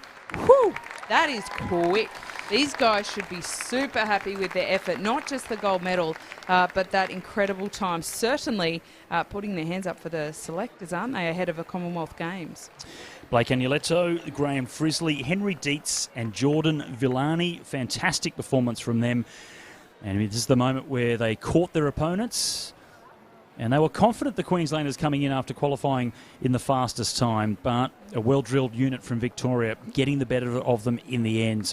Great performance. Sub 4 minutes to win the National Team Pursuit Championship. It's a fantastic competition, a lot of depth in the National Championships from each of the states, which is great to see and refreshing. It is. Really sensational racing. I can't help but feel a little bit sorry for the Queenslanders because sometimes it just all goes pear-shaped. And unfortunately, for Kane Richards, he was not on a great day. He started to suffer very early. We were questioning his ability to hold wheel midfield.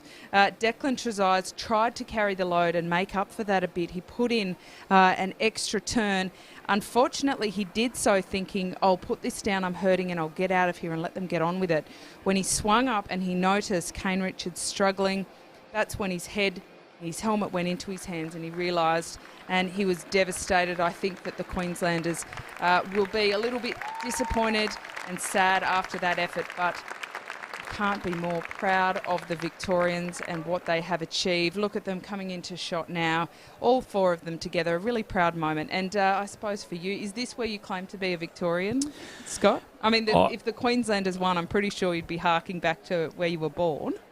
In Queensland? No, born in Victoria. Oh, born in Victoria. Yeah. Just grew up in Queensland. I grew up in Queensland. Okay. Either way, so I feel like you would have claimed win-win either. for me. It was win-win for me either way. It didn't matter. Yeah, all of my cycling, I started riding, but as a 9-year-old in Victoria, born in Victoria. Then we moved to the Gold Coast. I had my 10th birthday on the road coming up here. So all of my profound, years of cycling and developing were here up in Queensland, and not on this particular track, it's too new, but the one right next door, which is still here, which was built for the 82 Commonwealth Games here at Chandler at the Sleeman Sports Complex.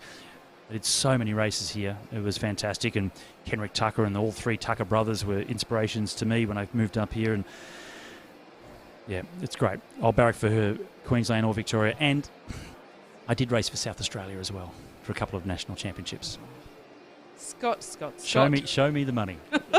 Not that there was any changing hands. Let's take a look at some of our event partners here, Scott, because they are making this all possible. Brisbane, Australia, it's live in Queensland. And, of course, the Brisbane Cycling Festival, presented by King Street. There is a lot of action coming up in the Cycling Festival with the family ride, with the NRS racing. There's a big criterium going on around King Street, which will be fantastic. So any of the Queenslanders should certainly get out there. Now, we are back with the female sprinters riding for the bronze medal here. We've got Kalinda Robinson from New South Wales. Alessia McCaig is who you can see on screen at the moment. Kalinda Robinson took the first round, Scott, but it is the best of three, so McCaig is still in the hunt for the bronze if she can take this. If Kalinda takes this, she will take the 2 from 3. Robinson really did look strong in the first race. She'll be confident. And McCaig really wanting to do something special. She has to win this to stay in the hunt for the bronze, take it to a decider. Kalinda Robinson sits in the box seat. She wins this. It's her bronze medal. And this is really a battle between the riders knocking on the door to go into that national sprint program. Birmingham Commonwealth Games coming up this year. And with the women's team sprint in particular going from 2 to 3 riders, this race here is very important to really try and start showing the selectors and the national coaches who is the rider that's next in line to go up into the elite program. Well, McCaig was led out on track by Lynn Munro, who is currently the acting sprint coach, Australian national sprint coach after the departure of Nick Flyger back to New Zealand. Unfortunately, he takes Anna Meares with him. Scott, I'm not sure about that. We haven't really come to peace about Anna moving across the ditch. Well, she's not going over to coach, but at least she's going. If she was going over to coach, then I'd be really disappointed. Yeah, I don't think that'll ever happen. Now look at this. Kalinda Robinson with the early move again. Robinson around the outside. McCaig a little bit slow to react, and, well, Robinson didn't go on with it, even though she has opened up a big gap. McCaig is virtually almost out of the slipstream. Robinson doesn't need to wait around now. Just go for it as they go down the back straight. Sleeping a little bit, McCaig. And now she's coming to the back wheel of Robinson. Is there enough track left to get around the outset? There might indeed be. There is. Fantastic comeback there from Alessia McCaig. So McCaig equals the score. It will go to the decider for the bronze medal between the two youngsters of Australian women's sprinting. Whoa, there were some goods and bads in that. I think when Kalinda Robinson went, she hesitated, lost a bit of speed. McCaig absolutely capitalised on that and came roaring past her in that finishing straight.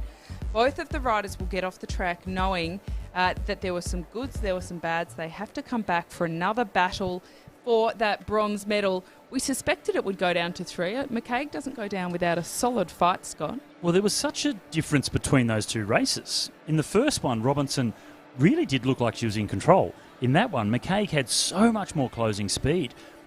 Great racing. I think with a lap to go, it looked to me like Robinson went but hesitated, and in that moment of hesitation, she lost quite a bit of momentum and speed. She is strong, and she sat down and tried to muscle her way back up to speed, but nothing that could match the charge from McCaig. Onto the race for the gold medal, and Christina Clonan is one up in the best of three. She wins this, she has the gold and defends the title from last year. She's the Queenslander at the top of the track, and Brie Hargrave from South Australia needs to do what McCaig just did, get the win to keep herself in the hunt. Both of their digital wallets are slightly lighter than they were because they've both copped fines from the commissaires here. 50 Swiss franc fine for Christina Clonan in the earlier rounds and 100 Swiss francs for Brie Hargrave. It's about 70 Aussie bucks a pop. I did look that up after I questioned it last time. Not insignificant. Still that's less than a parking fine. Still less than a parking fine, though, these days. Is true. Listen, you count in parking fines, I count in coffees. I feel there's a different lifestyle going on there. I had the call from my daughter that's been driving, and she's 19 now, and she thinks she may have gone through a red arrow at a stop camera. Was she trying to get you to pay for the fine or and take the points? And take the points. Brianna Hargrave. Down the back straight, leading it down the back straight, lap and a half to go, and Hargrave, this is all or nothing. Forget about the rest of the competition over the next couple of days. It all comes down to these last laps. 1 lap to go it is for Hargrave. She has to win this. She has to stop Clonan from coming around the outside to stay in the hunt for the gold medal. Here comes the champ, Christina Clonan, the defending champion. She wins this. She's got the gold. It's a struggle around the outside. Hargrave fighting hard on the inside to hold her off, and she does. Hargrave holds on. She takes it to the decider. This is going to be a cracker. Brianna Hargrave, didn't she just step up? I eat my words that Christina Clonan is almost unbeatable. I guess I hedged it with almost. Sat on the fence there, probably for a reason. Hargrave, all about timing. What a sensational time, using the track to gain speed, the momentum from up the bank to down. Clonan just could not get over that back wheel, and Hargrave muscled through to the finish there. It's almost as though she smelt some victory there, Scott, and found an extra little bit of speed, because that was a sensational ride. It looks like it's perhaps hurt the legs a little, not unusual. Remember when they came off the track before and they had a bit of a smile and a bit of a laugh and a pat on the back? I don't think they'll do that again. No, they did. Let's see how it goes. Bit of respect. Remember, somebody was going to make that meme for me with the good, the bad and the ugly all in between. The looks, that is, not the ladies themselves. Great racing. Both medals will be decided, all 3 medals now, decided by the decider in the Elite Women's Sprint. And remember, the more races we have for these sprinters, the harder it gets, the more fatigue that comes in. Now, regardless of what happens in the next round, let's just take a moment to look at the different body language here. Clonan doesn't look like she's breathing too much. Brianna Hargrave looks like a Ventolin could help her out a little bit. She's certainly sucking in the big air there. She will definitely need to roll down either on the road bike, on the inside, or jump on the rollers to keep that ticking over. Otherwise, the lactic acid building up in her legs would not be very pleasant for her, nor lead to a very good performance in that next round. Thankfully, though, they do have a break, don't they? They will give them, well, they have the under-19 points race for the men coming on, so they'll get a lengthy break, actually, which is great. 100 laps of the track about to happen, and that will give all of the sprinters a bit of a rest. But a pat on the back while they're on the track, that's just a general sign of respect from friends and training partners, etc. But there wasn't the chit-chat coming off the track down the stairs like we saw the first time. You're like Gossip Girl, Scott. You're like analysing it all. I like it, though. And I think you're right. There's something in that. I've watched about 2 minutes of maths, and that's all I needed to distort my mind. You didn't need to admit that. We do have a 100-lap points race coming up, 25 kilometres. The under-19 men's points race final. Now, the men's points race final we saw last night is one of the best we've seen at the National Championships. What are we going to see from the under-19 men? We do have a stacked field. They did have to go through qualifying rounds to get here, albeit only 2 riders from each qualifying round was eliminated. But there's a few hold-ups on the track at the moment, so they're not going up to their positions on the track just yet. Not sure. Change in programming just for the moment. Not sure exactly what the hold-up is. Some of the riders, as you can see, held up on the inside, not being allowed to go up. I think they were just checking the start list, etc., and some have already gone up onto the inside of the track itself. So, slight delay before we get underway.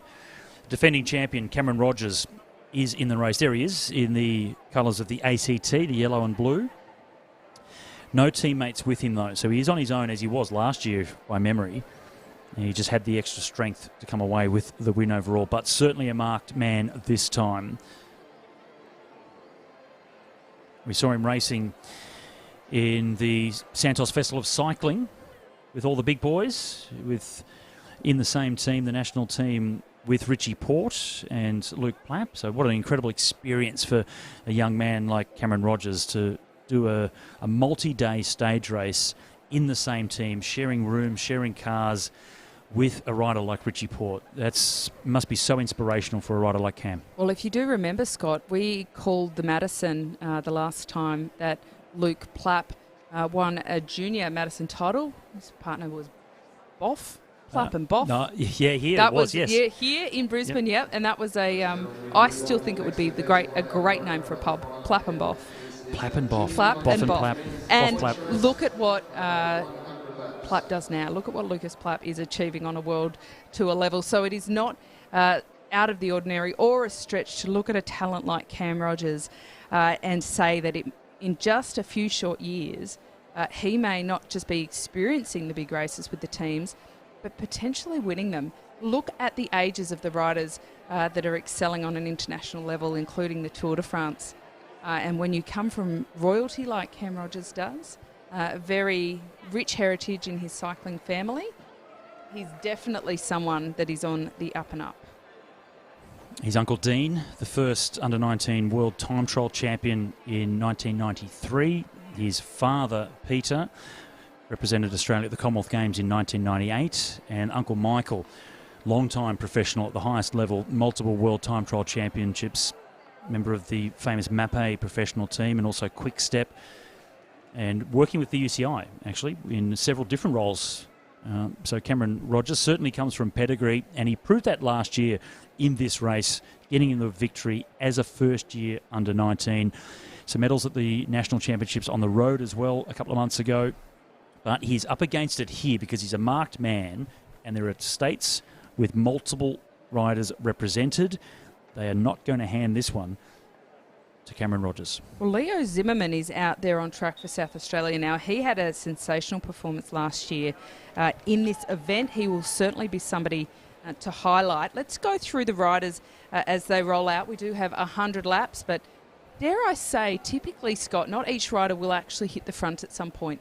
The way these go. Angus Gill from Victoria, along with Logan Taplin from Victoria, Dylan Proctor-Parker. They're the three Victorians out on track. Cam Rogers, as we mentioned, the lone rider from the ACT. For New South Wales, we've got Andre Dubier and Benjamin Anderson, as well as Curtis Trucalla. Queensland is represented by Tyler Tompkinson. We've also got Jareth Whittaker out there in the maroon. South Australia, the strongest team on paper, Scott, Charlie Abel, Michael Bryant, Leo Zimmerman, Jamie Anderson and Connor Doyle. 5 riders. That is very significant. And for Tasmania, we've got Hayden van der Ploeg and William Eves. The South Australians, they're the ones in the red skin suit we can see there with the orange stripe on their arm. They are certainly going to be the ones that everybody looks to take responsibility of the race. We've got 5 riders out there, which is quite a significant proportion. It's about 24% of the entire field, Scott, so not insignificant. 97 laps to go. Sprint every 10. Double points on the final. This one's long enough to make sure there is double points on the end. That was some confusion in the under-17 races on last night's program. And going through the field as you did, I will point it out, there was a comment on the Facebook stream last night from one of the relatives of one of the under-17 girls, I think, that basically said, why don't the commentators go through the entire field and list them all? which is kind of like what happens in horse racing when the commentators just keep going through the entire field because of the gambling and the betting. Everybody wants to know exactly where their horses are and how it's been running. Typically, we don't do that in cycling. You're looking at who's at the front, who's making the races. So apologies to the Tuckers for not doing that and naming their rider last night. But, hey, we've done it for the under-19 boys tonight. Well, in the spirit of that, Jack Dola from Western Australia, I apologise. Jack, I did overlook you in my hunt for the New South Wales riders. He's also rather outnumbered. He is out there on his own. There are opportunities, though, Scott, that pop up for riders who are out there on their own. An example would be that nobody looks to them to chase. It's not their responsibility. They don't have to control the race or chase. They are able to paddle their own canoe, ride their own race, so to speak, and have a bit more control. It's at the back end where it's coming down to the last couple of sprints where it can be a bit more of a danger. I don't like their chances if they turn up to this cycling event in a canoe. They come Jackie down the banking. Mangler-Moore, it worked for her. She got a bronze medal in the Kieran last night, a former Australian representative in paddling, so I think that she might go okay. The big, tall South Australian, that's Leo Zimmerman, coming around the outside as they're approaching the first of our intermediate sprints. 5, 3, 2, 1 points on offer, and Zimmerman it is that's going to lead them through. William Eves from Tasmania trying to come around the outside. He's going to be held up on the outside. It's going to be tough for him. Zimmerman seems to be strong enough to hold on. Comes into the finishing straight. There's the first 5 pointers won, and it goes to South Australia. Leo Zimmerman, he's the early leader of the bike race. He rode really well last year, and he would have learnt some lessons to bring forward into these championships. He's a very strong and controlled rider, and last year he accrued quite a number of points early, but then wasn't able to keep that form through to the end. He's a year older. A lot can happen in development, as we know, Scott, between 16, 17 and 18 years of age for these young men. Some of them develop quicker than others. Zimmerman is certainly a very tall rider. This year he's come back looking a little bit stronger. He's a little bit more comfortable looking on the bike. He certainly has a great position as well, and I think credit goes to Brett Aiken over at the South Australian Institute of Sport, and also Ashley Kudinoff, who is there now after Brett has moved away, because they have done enormously good things with the South Australian program, and having 5 of them out there in this final just goes to show that. Zimmerman picking up the first 5 points, and Tyler Tompkinson from Queensland was second across the line. He won the Madison in last night's competition, the under-19 men's Madison. So the Queenslander already with the gold medal. Let's see how we can go in the points race. One rider also already having some troubles, not on screen at the moment, but there's a Victorian that's off the back and looking as if he's going to be pulling out. It's Angus Gill, actually. Gilly, young Bendigo rider. So I'm not sure what's happened there with Angus. Hopefully everything's okay. At this point, I think approximately 47% of the Victorian team come from Bendigo, based on commentary of the last 2 nights. Sometimes you get out on track and something has gone wrong. It does look like that for Gill to be out of the race so early. I'll note, Scott, the pace is definitely not on. They are just tapping around when they're swinging up, and they're only taking short turns, 10, 15, 20-metre turns. Nobody really wanting to take responsibility at this time. Cam Rogers has made his way to the front. A little bit of a gap opening up, but certainly not from an increase in speed. More because riders are actually swinging out from second wheel at this point. I'm not a fan of swinging out from second wheel. Even if it's good for strategy, it's a bit of a bugbear of mine. It's dangerous. It's dangerous. It can certainly cause some falls. But it's very clear that nobody at this point wants to be the one to animate, and this will fall very well into the hands of someone like Cam Rogers. We won't see him winning by winning every sprint, more of an attacking rider, so playing into his hands at this time. Tasmania coming up around the outside. We can see Cam Rogers high on the track in those yellow colours. It's the second of the intermediate sprints, and it's Queensland that lead them through. Tompkinson out of the saddle.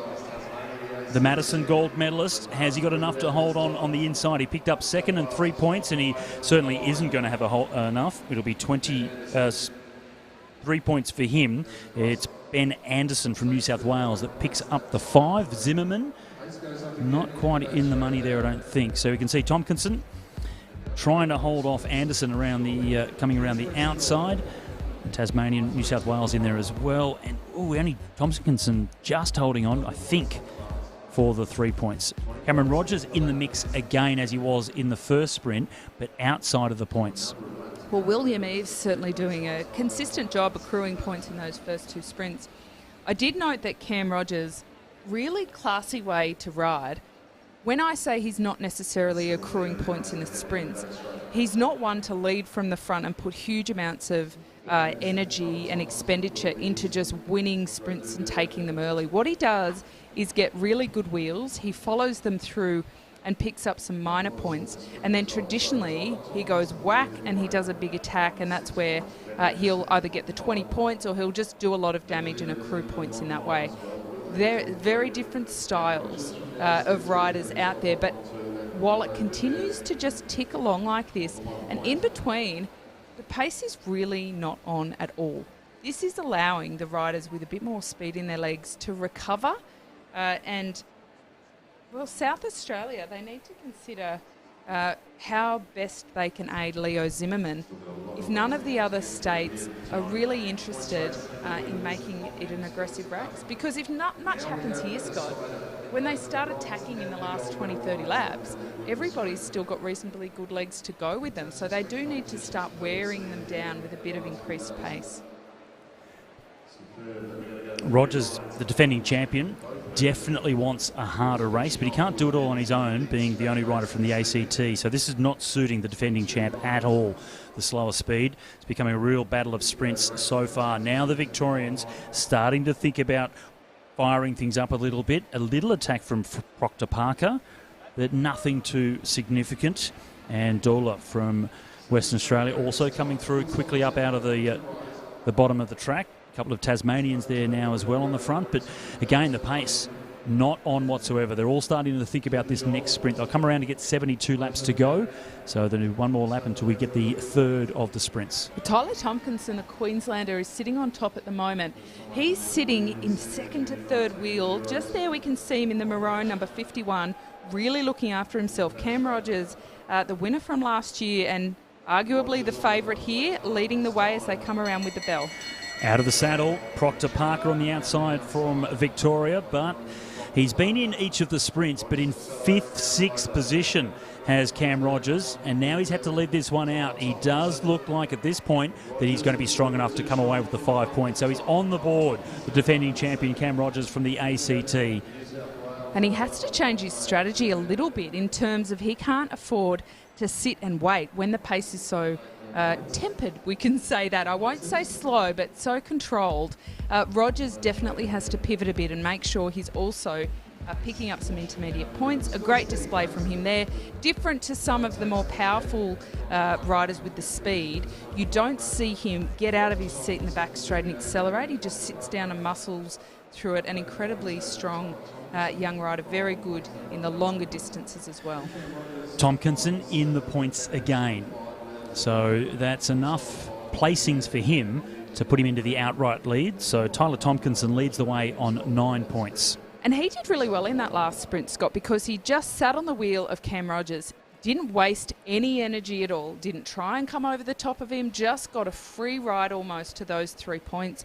That's entirely due to the excellent positioning. We've noticed a lot already in these first 2 days, the first session and a half of finals in these elite championships, just how strong the Queenslanders are. They've got a great support team behind them, but they know the track very well. They have the family support here. And I'm feeling that there's some really good momentum within that team in terms of camaraderie and support across the different disciplines. And they are certainly looking at the moment to perhaps take away the most successful state for the event. First attack is on its way. Well, it was about to come. It may still, but he was balked slightly as he tried to go up around the outside. That's Curtis Traculia. And that's given everybody enough of a smoke signal warning to prepare for the attack itself. And I don't think this is going to come to anything indeed. All the riders straight onto the wheel. So an unfortunate moment for him that his teammates swung up just at the moment he was about to go around the outside. It was. I feel like there may have been some muttering under his breath of some words that we can't say on a broadcast. It was unfortunate timing for him because that would have been beautifully executed. That attack wasn't quite to be, but it certainly has put the field on notice a little bit that people are going to start attacking. It's a bit unusual, can we say, for under-19s that there's so much bunching going on at this point in the race, Scott. Well, they've got the next sprint coming up. 62 laps to go. They'll get the bell the next time around. Tyler Tompkinson from Queensland, he leads the way on 9 points. Cam Rogers, defending champ from the ACT, on 7. Then it's Ben Anderson from New South Wales on 5, as is Leo Zimmerman from South Australia. He was the man that won the first of the sprints. Then 2 riders on 3 points, Dubier and Eaves. Proctor Parker, he's down on 1 point in 7th position. Into the next sprint, down the back straight, and there's a huge move coming from Cameron Rogers all the way from the back of the bunch round the outside. So look at the speed of the rider from the ACT. He went from so far back and still got to the line in front to pick up 5 points. Positioning wasn't good, but gee, it was outstanding speed. Outstanding speed, and I love how he's pivoted. You know, he really has. He sat back very conservatively early. Look at the speed he comes over the top. Big tick to Tyler Tompkinson, though, who takes away another 3 points to take him to 12. They will be on equal 12 at the top of the table. These two really emerging as the favourites. The Victorians, they want none of it, Scott. They're the first to really forge a break here. This is the first time we're seeing this kind of animation. It is 4 blue and white riders with joined by 2 New South Wales riders. Scott, I don't think this is going to go too far, but they're certainly upping the pace, which is a nice change. Logan Taplin and Dylan Proctor Parker, the 2 Victorian riders that have gone off the front, joined by the 2 New South Welshmen. The gap is not big, but it's significant. It needs to be shut down quickly. If these 4 riders work together like in a team pursuit, they have a chance. But Queensland sensed the danger, and that's to the advantage of Cameron Rogers, who put in a huge effort in that sprint, but he hasn't had to go on with it to continue and chase this group down. So that's done for free, thanks to Queensland. Cameron Rogers, there's $10 in the pocket for the Queenslanders just to help him out. Well, it was Benjamin Anderson and Curtis Triculia, the New South Wales riders, joining the break there. Clearly New South Wales is motivated to make something happen here. You know who I think is reasonably quiet is the South Australian team. They had 5 riders out there. Interestingly, as they come around, if you notice, Scott, there's only 3 red jerseys left. So we've actually had a couple of the South Australians drop off the back. They're down to 3. They came in with what we thought was a very strong numerical advantage, but that is Jamie Anderson, who is now pulling out of the race. That completely changes the dynamic. Leo Zimmerman now doesn't have 4 teammates to help him. He's got 2. It's a bit more of an even playing field. Again, it's all playing into Cam Rogers' hands, even though this is not necessarily the race he would have predetermined and preferred. He's still sitting in a really plum position. 52 laps to go, and Rogers and Tompkinson tied on 12 points. A big gap back to Anderson from New South Wales, Dubier from New South Wales, and also Leo Zimmerman from South Australia. Those 3 riders tied on 5 points in 3rd place. So at the moment, Rogers versus Tompkinson. 51 laps to go. And coming through, it's Zimmerman. He won the first sprint, and he needs to try and do something. He sits in equal 3rd position on 5 points, and Zimmerman looks to be strong enough to hold off Logan Taplin from Victoria on the outside. Zimmerman will get the 5 points, so he'll go to 10. But that won't challenge the overall lead of Tompkinson and Rogers just yet. But Tompkinson, he has his own plans. He wants to go on with this. We saw him do this in the Madison, taking a lap on the field. And now the youngster from Queensland absolutely driving off the front. Where's Cameron Rogers? What's he going to do? Well, he's trying to get across to him. So the 2 top contenders here out there individually, and that has caused havoc in the peloton. The 2 strongest riders off the front. The peloton is disintegrating. There is no way they aren't going to chase this, because this is the end of the race for that gold medal hunt if they do not come back. The question, Scott, is there any point Tompkinson and Rogers working together? I think the answer is no. Rogers has called it early. He's pulled up the track. Tompkinson is barely continuing. He has now called it and swung up the track. Oh, a bit of indecision there. He's hesitated. He's gone back down. The field is completely in bits. And when the bunch comes around, take a look, Scott, because Leo Zimmerman is now isolated, the only South Australian left in that main bunch. He came in with 4 teammates. He's down to 0. Quite a turnaround. Still off the front, though, Tompkinson, and there has been a lot of chasing behind, but the chase group, which we'd have to call what's left of the peloton, has completely disintegrated. As they got closer to Tompkinson, Rogers swung up thinking, well, it's all going to come back together, and Tompkinson said, well, hang on, if you're not going to chase all the way to my back wheel, I'll go again. And that has really split them to pieces. It's now finally, another 4 laps later, come back together at the front. Tompkinson has been contained, and we're seeing already who the strong riders are. Well, they're down to only 10 in that main field now, albeit still in splinters and not entirely back together. These gaps are opening up, as we can see. New South Wales once again taking up the speed. Curtis Trakilla, he is absolutely on a mission today. He has not stopped. There is a decent gap opening up here, Scott. But more importantly, this means that anybody chasing off the back of that now 8 main peloton, they are essentially, for all intents and purposes, out of the race. What started very conservatively is finishing anything but. Tompkinson still leads on 13 points ahead of Cameron Rogers on 12. Leo Zimmerman is in third place on 10 points. But these are the leaders on the track. They'll pick up the points in this next sprint. 41 laps to go. And Dylan Proctor out there with Traculia from New South Wales. They'll pick up the points, 5 and 3. There is a sprint behind them for the minor placings, but they'll hold on here. The gap is big enough. Dylan Proctor Parker, I should say, going up over the top to pick up the 5 points. And looking to where the big favourites are. They're starting to look at each other's now, Rogers and Tompkinson. They came in as the marked riders, and they're trying to neutralise each other a little bit. That is to the advantage of the riders going in the attack. Now Rogers trying to get himself across to the riders out in front. Where's Tompkinson now? What's he doing? Well, Tompkinson in the field chasing. He hasn't gone to sleep, but that is a big effort from Rogers, and he certainly is on his own attempting to jump across and neutralise a lot of these moves. Tompkinson has ridden a very smart race. He does have Jared Whittaker out there supporting him. They do have a numerical advantage now that this has blown to pieces so much. Leo Zimmerman's not lying down. He may be out there solo, but Scott, he's got a solid number of points. He's got 10 points on the board, and he's going for 20 with a lap here. The field are hesitating. This is the most dangerous move we've seen so far because nobody is chasing in earnest. The rider sitting in the bronze medal position so far, 3 points off the overall lead of Tompkinson, is Leo Zimmerman.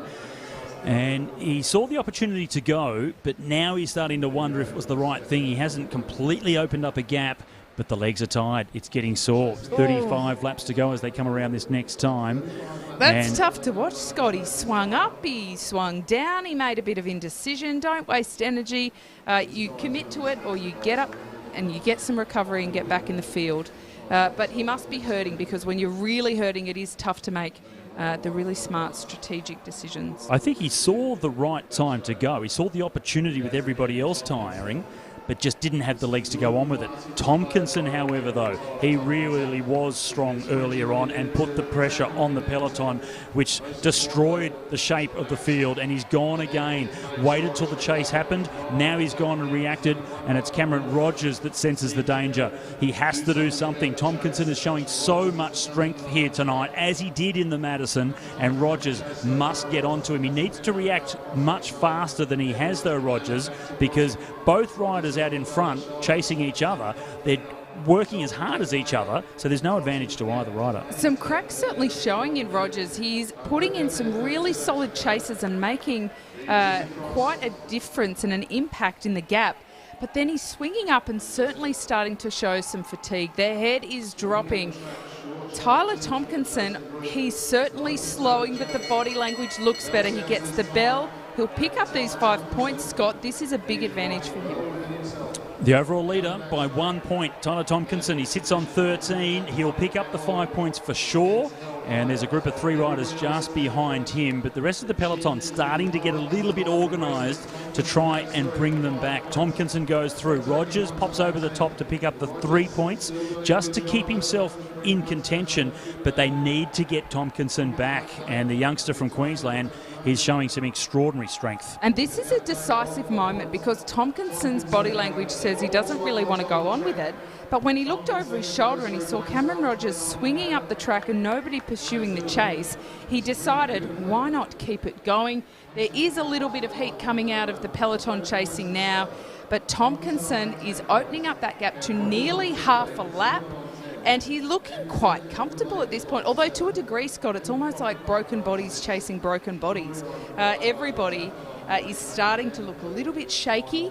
Again, it started fairly conservatively. Hasn't the flavour changed? Logan Taplin from Victoria is the one rider trying to come across. There he is. So he's almost across to the race leader in Tyler Tompkinson. And Tyler would certainly be looking forward to him coming across so they can work together to try and gain a lap on the field. He's trying to hold a nice tempo here, but Taplin was a big effort to get across there, and immediately as he does, as well within his right, Tompkinson swings up, goes onto the back wheel of the Victorian. And now the two of these riders have to try and summon some sort of energy to keep themselves moving. A lot of hesitation back in the main field. This is allowing this group of 2 riders to be almost half a lap up on the field with 25 laps to go. I mean, this is actually a pretty comfortable position for them to be. Tompkinson doesn't need to quickly take a lap if he is quite fatigued, which he very clearly is. It's good enough for him to tap around to get another 5 points, increase that advantage, because what he can take a pretty solid and calculated risk on, in my opinion, Scott, is that even if this bunch does come back, even if he gets the 5 points and then drops back to that main bunch, there's no fresh legs left in the main bunch. There's nobody sitting there who's going to do a great whopping big attack at the back end that no one will be able to follow. It is honestly tired bodies chasing tired bodies. Tyler Tompkinson is the best of the tired bodies out there. This is not easy to spend this many laps out in front in what has been quite a blistering, burning race in this second half. But Tompkinson he's in the position to get the points, and that is smart. 22 laps to go. They will hold off for the next sprint, but the peloton has changed shape slightly. They're going a little bit faster, and it was Will Eves from Tasmania that really put a bit of pressure on the peloton to keep them in the hunt. And then Victoria also going off of the top of that, and it's Proctor Parker now that leads the peloton through. We have Tompkinson and Taplin out in front, trying to hold on for the points. They've got a quarter of a lap to get to the line. They will get there to pick up the 5 points. What's Taplin going to do? Pop over the top? No. Tompkinson, there's another 5 points to the already overall race leader with 2 sprints still to come. And very noticeably, Cameron Rogers did not get any points. But something has happened that I've noticed, Scott, both from the screen and taking a little look up at the points board. Leo Zimmerman has been getting help from his South Australian teammates, but they are 1 and 2 laps down respectively. That puts him in a very compromised position to perhaps get disqualified. I am not sure why the commissaires have not pulled his teammates out. I really hope that the commissaires take a bit of charge of this before it does end up in the disqualification of Leo Zimmerman, because that would be absolutely devastating and not his doing, not his fault. I don't like how uncomfortable this whole scenario is. Well, it's all back together now. So the 2 riders, Taplin and Tompkinson, have been reabsorbed back into the main field, but there was some extra points added to the total of Tompkinson. He now sits outright lead on 23 points. Cameron Rogers in second on 15, and then Leo Zimmerman with 2 sprint wins. He's in third position on 10 points. Then it's Dylan Proctor Parker, and he sits in 4th place on 8. Really close between the next 4 or 5 riders. But it's a big advantage for Tompkinson as they come through. 16 laps to go, and a handy lead over Cameron Rogers. If Tompkinson can pretty much, I mean, you don't want to ride defensively, there's no need, but when it's coming down to the final couple of sprints, only 2 sprints left to go, one with double points, it is okay to switch tactics to be quite defensive rather than on the offence, and I think that would be the best case for Tyler Tomkinson. If he follows Cam Rogers, keeps an eye on the front, make sure he is in the hunt, he's in a very good position for the overall. Just needs to stick to the wheel that he is right now. That's him in second position, Tomkinson. Follow Cameron Rogers around. He has an 8-point buffer, 14 laps to go, and you can see straight up the track once he gets to the front. He doesn't need to waste any more energy. He's been so strong, young Tyler, the Queenslander. And with an 8-point lead over Rogers, 2 sprints still to come, still 15 points on offer if you win both of them. But as long as he's on the wheel of the rider that does that, it should be enough to come away with gold. We spend 80-odd laps getting very excited about the progress of the race and who's doing what. But at this stage, even though it does look like Tomkinson has had a fairly dominant ride, it could all go pear-shaped. I'm going to touch wood when I say that. Don't want to give anybody a commentator's hex, but you're right, Scott, 15 points still left to earn here. I just noticed, Scott, brilliant move from Tomkinson, because Cam Rogers started moving up. Tomkinson took it upon himself to accelerate around the outside. They get the bell for the next sprint, 11 laps to go. Zimmerman on the front, but Tomkinson sitting well in second. Cam Rogers over the top to take the points. Who'll take the 5 points? Will Cam Rogers? He does. He gets there. Leo Zimmerman coming across for the 3. Tyler Tomkinson, he'll pick up the 2. This will come down to the final sprint. Strong riding from Zimmerman, but Cam Rogers, he really showed that he's got a little bit left in the tank. 3 points will be extra added to Rogers. 5 points for him, only 2 points for Tomkinson as he came across the line in 3rd place. So Rogers doing what he needs to do to try and get that gap close enough coming into this final sprint. 8 laps to go, and the top 3, Tomkinson, Rogers and Zimmerman, they were the men featuring in that previous sprint. And I don't know if this is what Cameron Rogers wants, but we've got a rider going off the front, Traculia from New South Wales. If he stays away for the final 7 laps, there's all the points going to him. Cam Rogers, he needs to win this last one. Yes, our scenario here for Cam Rogers to win is for him to go through first across the line. If Tomkinson is 3rd, Rogers will take the win overall. To have a rider off the front to steal those points in the final, it means Cam Rogers is not in a position to win the gold medal. This is a great position for Tyler Tomkinson. The Queenslanders have relaxed. It is not a good position for Cam Rogers. Leo Zimmerman, he's not keen on chasing either. This is a fantastic scenario. I think that Curtis Traculia has been sensational all night, very aggressive, but he's only on 6 points, so even if he takes the win here, it only elevates him into 16. Possible bronze medal at best. Well, he's half a lap from the back of the peloton. He's on for a lap gain and the 20 points on offer if he can, but he'll come around to get 3 laps to go. So I don't think there's enough laps of the track for him to be able to gain a lap. And of course, the peloton will speed up for this final sprint. But he gets 3 laps to go. Traculia, it's enough for him to hold on. I think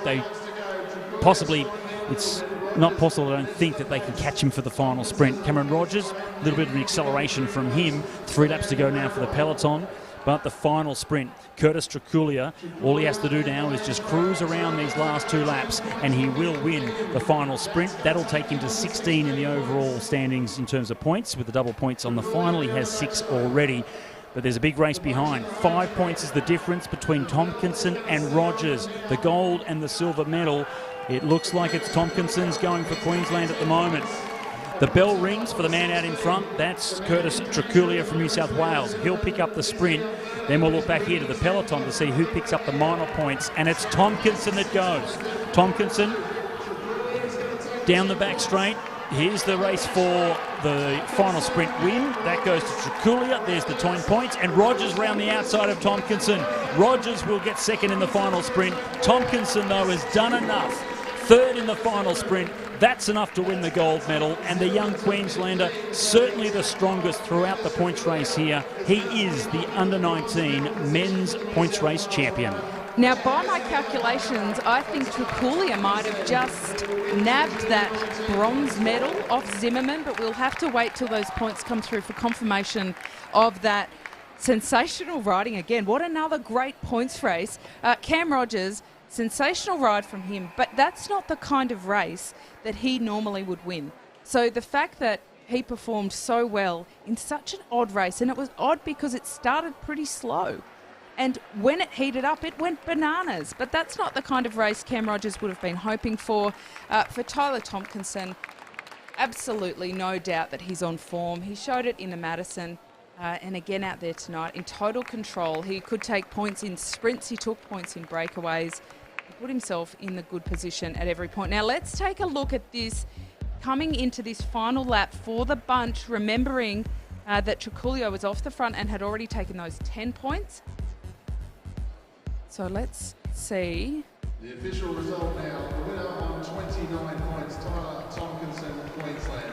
So Tyler Tompkinson definitely... No, that's correct. Tyler Tompkinson comes away with the win, 29 points, 26 points, only 3 points in the end between gold and silver for Cameron Rogers. And, as you called it, Kate, Curtis Truculia picking up the final sprint, adding that 10 points to the 6 you already had, stole the bronze medal. Doesn't matter how you get the points, as long as you get them at the end. So a great final dig from Curtis Truculia to get himself up in the last couple of laps to the bronze medal position. So Tompkinson, Rogers and Truculia, gold, silver and bronze. Fantastic riding from these young riders. So strong. So strong. And you do, again, it's like we saw in the under-17 women last night. You don't know how old these riders are because they're all riding so tenaciously. It's such good racing, whether they're 15, like some of the women were last night, or whether they're the elite riders. The quality has been absolutely sensational. You've got to feel a little bit sorry for the South Australians, Scott. They came in with 5 riders. It all kind of went belly up, and poor Leo Zimmerman lost the bronze on that final sprint. Just didn't go to plan. Queensland's looking good, though. It's one of those... You're a Queenslander now? Absolutely. I am on board. Grew up racing here at Chandler. Oh, look, I've got a house just down the road, Scott. I think that I'm transitioning. Maroon doesn't look good on me, but I certainly have my heart in Queensland at the moment. Transitioning. So to speak, yes. I mean, my heart was in the ACT last night when Lauren Bates was out on track, so I think that I'm a little bit undecided. Speaking of deciders, this is the decider. The bronze and the gold and silver medals will be decided in the 3rd race of the Elite Women's Sprint Finals. It's a best of 3. It's 1 apiece for Robinson and McCaig. Whoever wins this gets the bronze medal. It's the race of the next generation, the 2 youngsters. Who wants the bronze medal the most? Sean Eadie holding up Kalinda Robinson, Shane Kelly holding up Alessia McCaig, 2 former world champions themselves, and perhaps holding up 2 future world champions. Well, we had Lynn Munro take McCaig out before. Lynn Munro is the acting national sprint coach. Can I say, I believe she's the first woman to ever hold that position in any national federation, to be the national sprint coach in cycling. Huge, absolutely huge. Incredible role model. But she's standing on the inside watching this play out because she will be selecting for the Commonwealth Games, and she wants to watch this and not take any favourites. McCaig is the first out, an eagle eye on Kalinda Robinson. There's a little bit of adrenaline going through their veins to come down to a 3rd round. They're 1 apiece. Scott, both of them have had some tremendous moments so far in this series, but both of them have made a few mistakes. Now is not the time to make a mistake. I hope they've pulled it all together with their coaches and in their strategy in this gap between, because the bronze medal will be decided in 2 short laps. New South Wales in 2nd position. Kalinda Robinson trying to put a bit of pressure on Alessia McCaig. weaving up and down the track, trying to force McCaig to go faster, waste energy from the front position, and then she could take advantage of it. 1 lap to go. McCaig trying to dominate, trying to be in charge as she goes down the bottom of the track. Now it's full speed between both of them. Robinson with more speed as they come down the back straight. McCaig trying to hold on the inside. It's the shorter way around, but Robinson has the speed over the top, and it's really tight. I think it's on the inside with McCaig doing just enough to hold on, and it's a bronze medal going to Victoria and Alessia McCaig. Let's just have another look to be sure, but I think it was inside. Oh boy, McCaig, such great move to hit out. She put herself in the absolute best position, but Kalinda Robinson was not lying down. Oh, McCaig definitely, it was close, but she definitely took that. She hasn't really realised yet, I think, that she's just trying to hold on to those handlebars and not fall off. Scott, as we discussed, it's all nice for a double hand salute, but sometimes it's all you can do to just keep moving forward. These youngsters were absolute rivals in the junior ranks. They've brought that into the senior ranks, and what a ding-dong final in the elite women for that bronze medal. McCaig, notice she's won. We've got the fist pump. She was waiting for confirmation, continually looking at the scoreboard until the star came up against her name. So bronze medal going to Alessia McCaig, both Robinson and McCaig. Certainly sensational young sprinters, so the sport's looking great. On to the gold and silver. Same situation. Both of these riders, Christina Clonan, the defending champion, and Brianna Hargrave, with a win apiece. First to the line this time gets the gold medal and the national title. Hargrave leads out Clonan in second position. Well, Clonan, we thought, came in as hot favourite and nearly unbeatable, but Hargrave, she certainly got the better of her in the last round. It's so much about racecraft and timing, Scott. There have been a lot of athletes over the years who have been exceptionally fast in the 200. The best example we've had in Australia is Carly McCulloch, who nailed the 200s. But it took her some years to catch up in the sprint craft. That is kind of what we saw play out in that last one. But Clonan faster on paper. But Hargraves, if she gets that timing right again, it'll go all the way to the wire. The bell will sound the next time they come around. Hargrave at the bottom of the track. Clonan with a lot of height, and Hargrave now having to climb back up the boards just to try and neutralise the advantage that Clonan would get from that extra height down the back straight. Clonan with the extra speed now up to the outside of Hargrave, shoulder to shoulder around the final bend. Clonan trying to get over the top to make sure she gets the win, and she does. It's Clonan first to the line. It's another gold medal, back-to-back victories for her over the last couple of years, and what a competition. Hargrave fantastically well fought on the inside, but Clonan won that going into the back straight with the extra speed off the banking. Well, that's 3 national titles in a row in the sprint for Christina Clonan. She got her 3rd Keirin title last night. Clearly on form heading into Oceanias next week. I wouldn't say it was a blip from her in that second round. I would say that Hargrave is also just on great form, made the better of her. Hargrave, she did not falter, but once Clonan sits in her seat after accelerating, this is what we're talking about with the core strength before, Scott. Look at how much power she can generate by holding her shoulders so firmly, holding her grip so well on those handlebars that she's just so efficient in getting power through those pedals. I love it. It's such a great evolution. They do a lot of gym work. They work really hard, these athletes, to be the full picture. And look at this, Scott. They're back to being friends. More smiles, more hugs. Competition's over. They leave it out on the track. It was a good race, and Clonan, just the advantage going into the back straight with that extra little bit of height and speed, just getting up around the outside of Brie. Perfectly timed coming into the final bend, able to hold that advantage right around the outside. So a great victory there for Christina Clonan. And on the home track, we've had the national championships up here for a couple of years in a row now. Such a sensational velodrome. So it's always good for the Queenslanders to come back and be successful. And I must say, over these last 3 or 4 years as we've been doing that, the Queensland team has had so much more depth. You can see the growth that's happening here up in Queensland because of this facility. Oh, haven't they? That's 2 gold in a row. We saw a silver for the Team's Pursuit team. That didn't quite come together certainly as they would have hoped. And just a quick note, check out these bars that Clonan has. Scott, I've never ridden on handlebars like that. They are certainly a little bit of a new idea to be so shallow, so aerodynamic. But consider that if you tried to ride a bike like that, how different you would need to be through the shoulder strength. So a bit of technology there. Absolutely. You can see the presentation podium getting ready in the background. We'll just take a short break and thank our partners up here in Brisbane. We'll be back in a moment for the presentations. The 2022 Brisbane Cycling Festival, presented by King Street, kicks off March 24 to April 14. Experience Australia's only fully closed road inner city bike ride, the Australian Unity Tour to Brisbane. Supported by free family entertainment at the Brisbane Showgrounds, including the Active Lifestyle Expo. Across the festival, enjoy world-class racing at AusCycling's Track Nationals and the Oceania Championships. The festival with something for every age and ability. Experience Brisbane on a bike. BrisbaneCyclingFestival.com.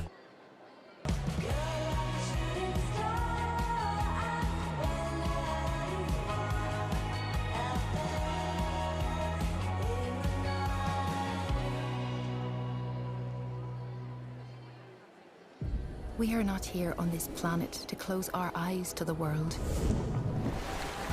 We are here to go out and experience its many wonders.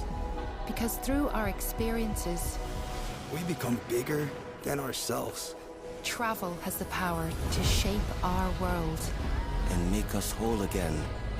With 30 hotel brands and endless experiences, where can we take you?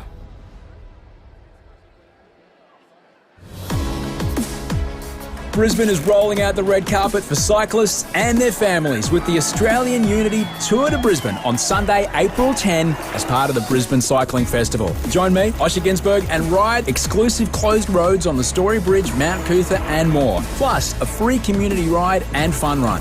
We're on a mission to raise vital funds for the common good, powering life-changing medical research at the Prince Charles Hospital. Register now at tourtobrisbane.org.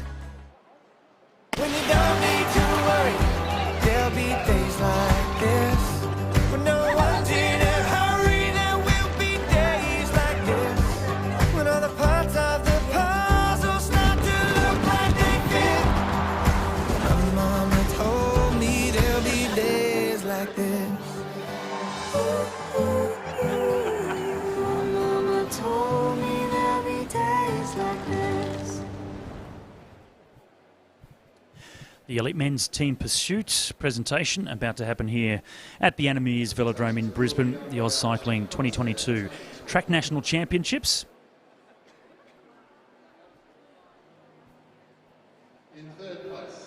Such a prestigious event because it does take a real coach and a team performance to bring it all together over a period of time. So it's always held in such high regard. And Western Australia coming away with the bronze medal. John Carter, Stephen Hall, Connor Lay and Jack Lightfoot. And Connor Lay on the right-hand side, the tall man, was really strong in those last couple of laps just to put the pressure over the top of South Australia and pretty much decimated the South Australians. They blew to pieces and eventually caught them.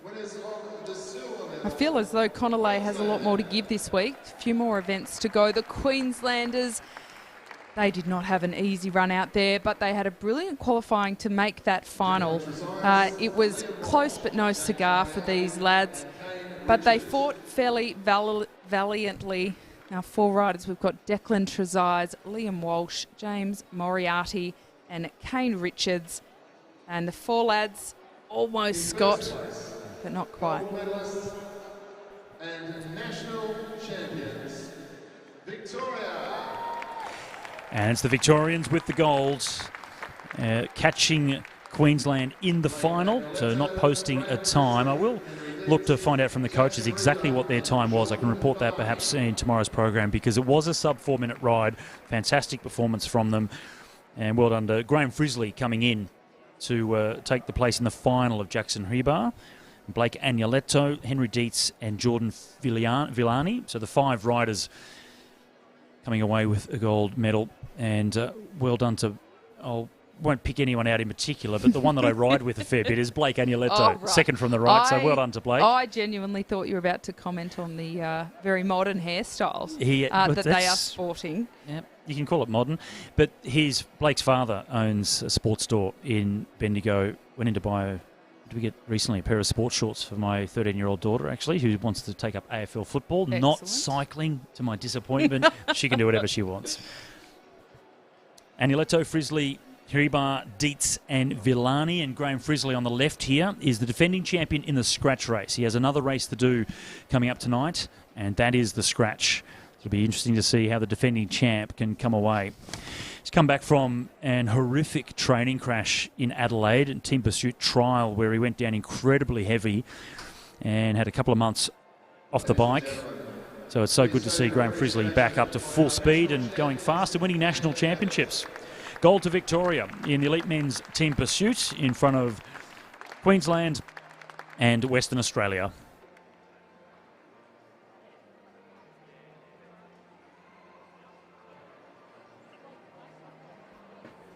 Left to right, Dietz.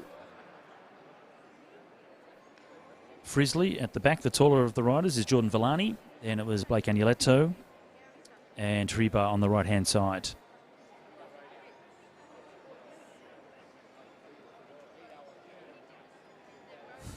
Everlasting bonds between the riders that win national championships together, and only a couple of years ago the Victorian team that won the title included a couple of our Tokyo Olympians in Lee Howard and Kell O'Brien. And perhaps in the next couple of seasons, a couple of these riders that we've just been watching tonight will be representing Australia at the absolute highest level. The team for Birmingham is still yet to be picked. In second place, winner of the silver medal, representing the Australian Capital Territory, Cameron Rogers. As the under-19 points race that we just witnessed on track. Cameron Rogers getting the silver medal. It was Curtis Strakulia from New South Wales in the bronze medal position. Cam Rogers picking up the silver, 3 points away from the gold, which was taken out by Tyler Tompkinson from Queensland. What a strong ride it was from the lightly built rider. I suspect he's pretty handy on the road as well. Light frame, but showed tonight that he has some real power on the track as well. We will be able to catch up with a couple of these riders. Kate Bates has left me in the commentary position to go down to do some interviews with these riders, so hopefully we get to hear from Tyler. He looks as if he hasn't even ridden a bike race tonight, let alone a 100-lap points race. So Tompkinson, Rogers and Strakulia. Gold, silver and bronze in the under-19 men's points race.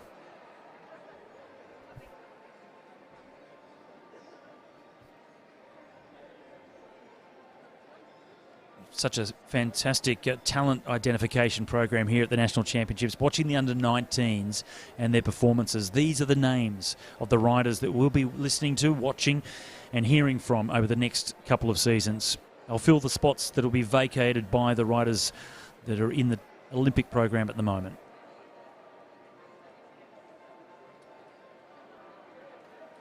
Well, let's hear from Tyler Tompkinson, our new under-19 national points race champion. He's with Kate Bates. Points race and a proud Queenslander in front of a home crowd. Yeah, it was a pretty hard race.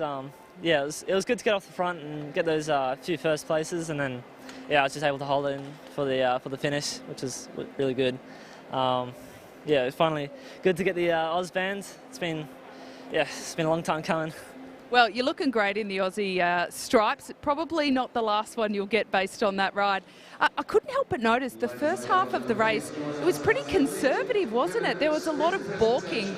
Is that the kind of race you expected? Yeah, well, it was a pretty slow start. I got really lucky with good positioning in the first couple of sprints, getting second place each sprint, taking it easy, and then I knew after halfway it was going to be real tough, and I just had to hit it to the wall and make everyone hurt. Well, sensational ride, another Queenslander getting a gold medal, so we'll go to that. But Tyler, thank you so much and congratulations. Thank you.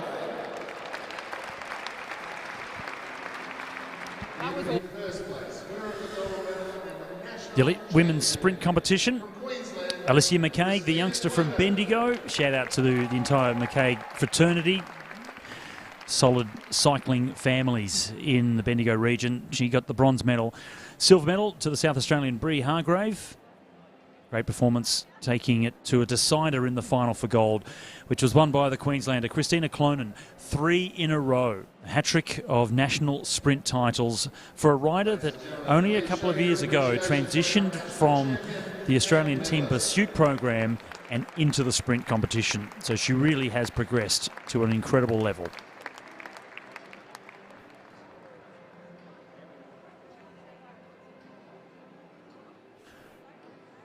Well, 3 riders with sights on the Birmingham Commonwealth Games. 3 female sprinters need to be selected for the team sprint. The first year with 3 riders as opposed to the previous 2 riders.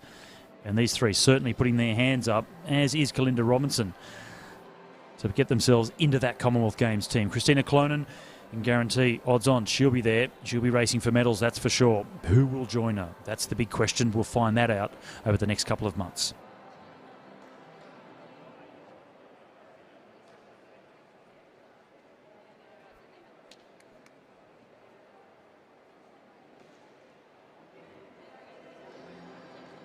As she walks over to just past the camera, I think we might be able to get Christina for an interview, hopefully.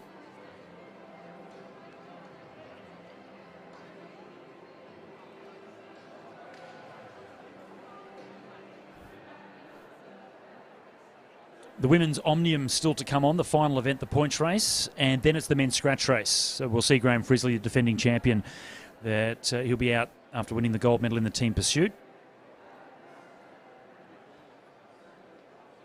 We can see the ladies now coming up onto the track now. This is the final discipline of the elite women's Omnium. It's the points race, and Chloe Moran, she leads the way with the most number of points so far and looking like the favourite to take away the title. Her teammate from South Australia, Sophie Edwards, is the defending champion, but she didn't maximise her points in the previous discipline, which was the elimination race. So advantage to Chloe Moran as we come into this final race. Stick around though, 2 bunch races to come. This one, the point race of the women's Omnium, and then it's the scratch race for the elite men.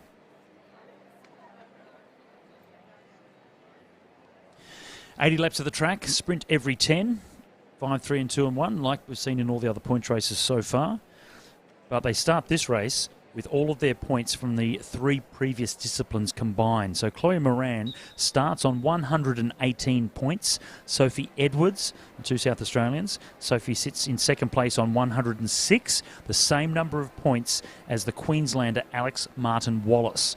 It was Martin Wallace that won the women's scratch race last night. She's riding on a high and knows she needs to do a little bit of extra work here tonight if she wants to continue winning medals here in the National Championships. Alyssa Polites from Victoria, she sits in 4th place on 100 points, 18 points away from the gold medal. Polites, she was really disadvantaged in the elimination, having been eliminated really early on actually. She was relegated from an irregular move underneath onto the blue band. A rider that you would expect to be very strong in a points race like this. So let's see at the under-23 road champion of Australia from January around the super tough course in Ballarat and Buninyong, Alyssa Polites. Can she do something special to get herself up into the medals? She's 6 points away from Martin Wallace and Edwards, who are tied in 2nd and 3rd position at the moment.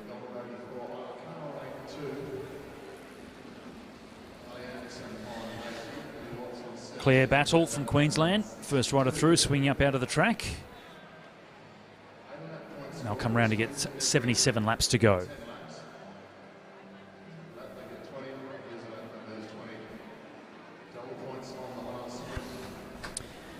Behind Polites in 4th place, we'll go Moran, Edwards, Martin Wallace, and then Polites. And then in 5th place, it's Dahlia Haynes from Western Australia on 94 points. And then in 6th is the Queenslander Hayley Jones on 88. Nicola McDonald is in 7th for South Australia on 84 points. On 82 points in 8th place is Isla Carr from Western Australia. Then it's Ali Anderson from South Australia on 80. Emily Watts is in 10th place from New South Wales on 70 points. And Claire Battle from Queensland. She sits in 11th place on 62. But at the moment, it looks as if Chloe Moran is in a really commanding situation. 12-point lead over Edwards and Martin Wallace.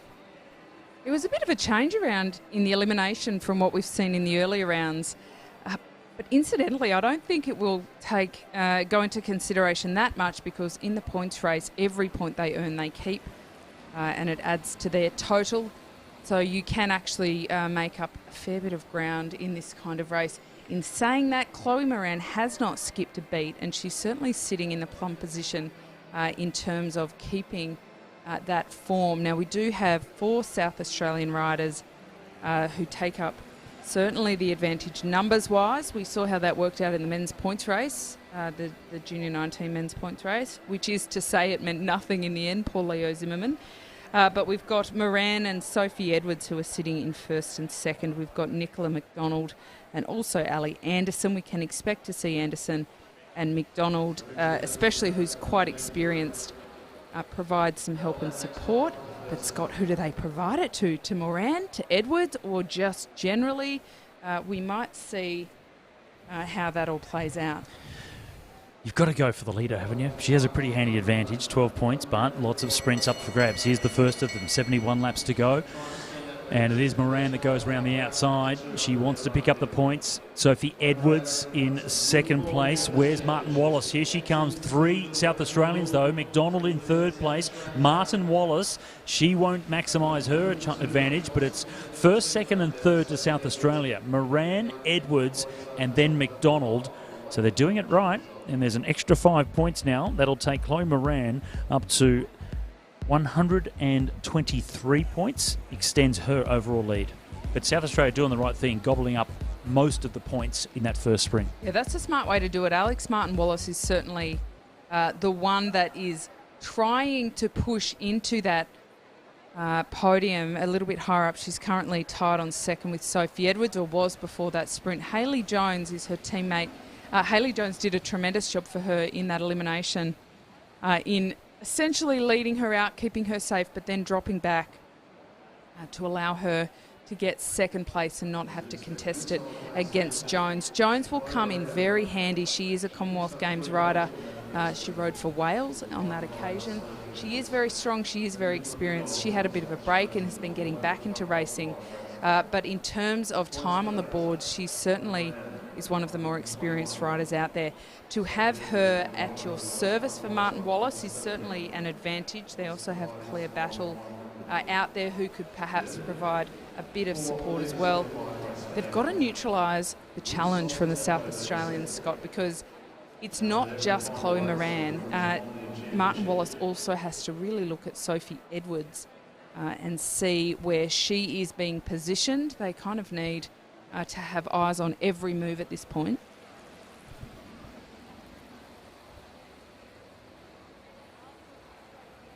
.65 laps to go.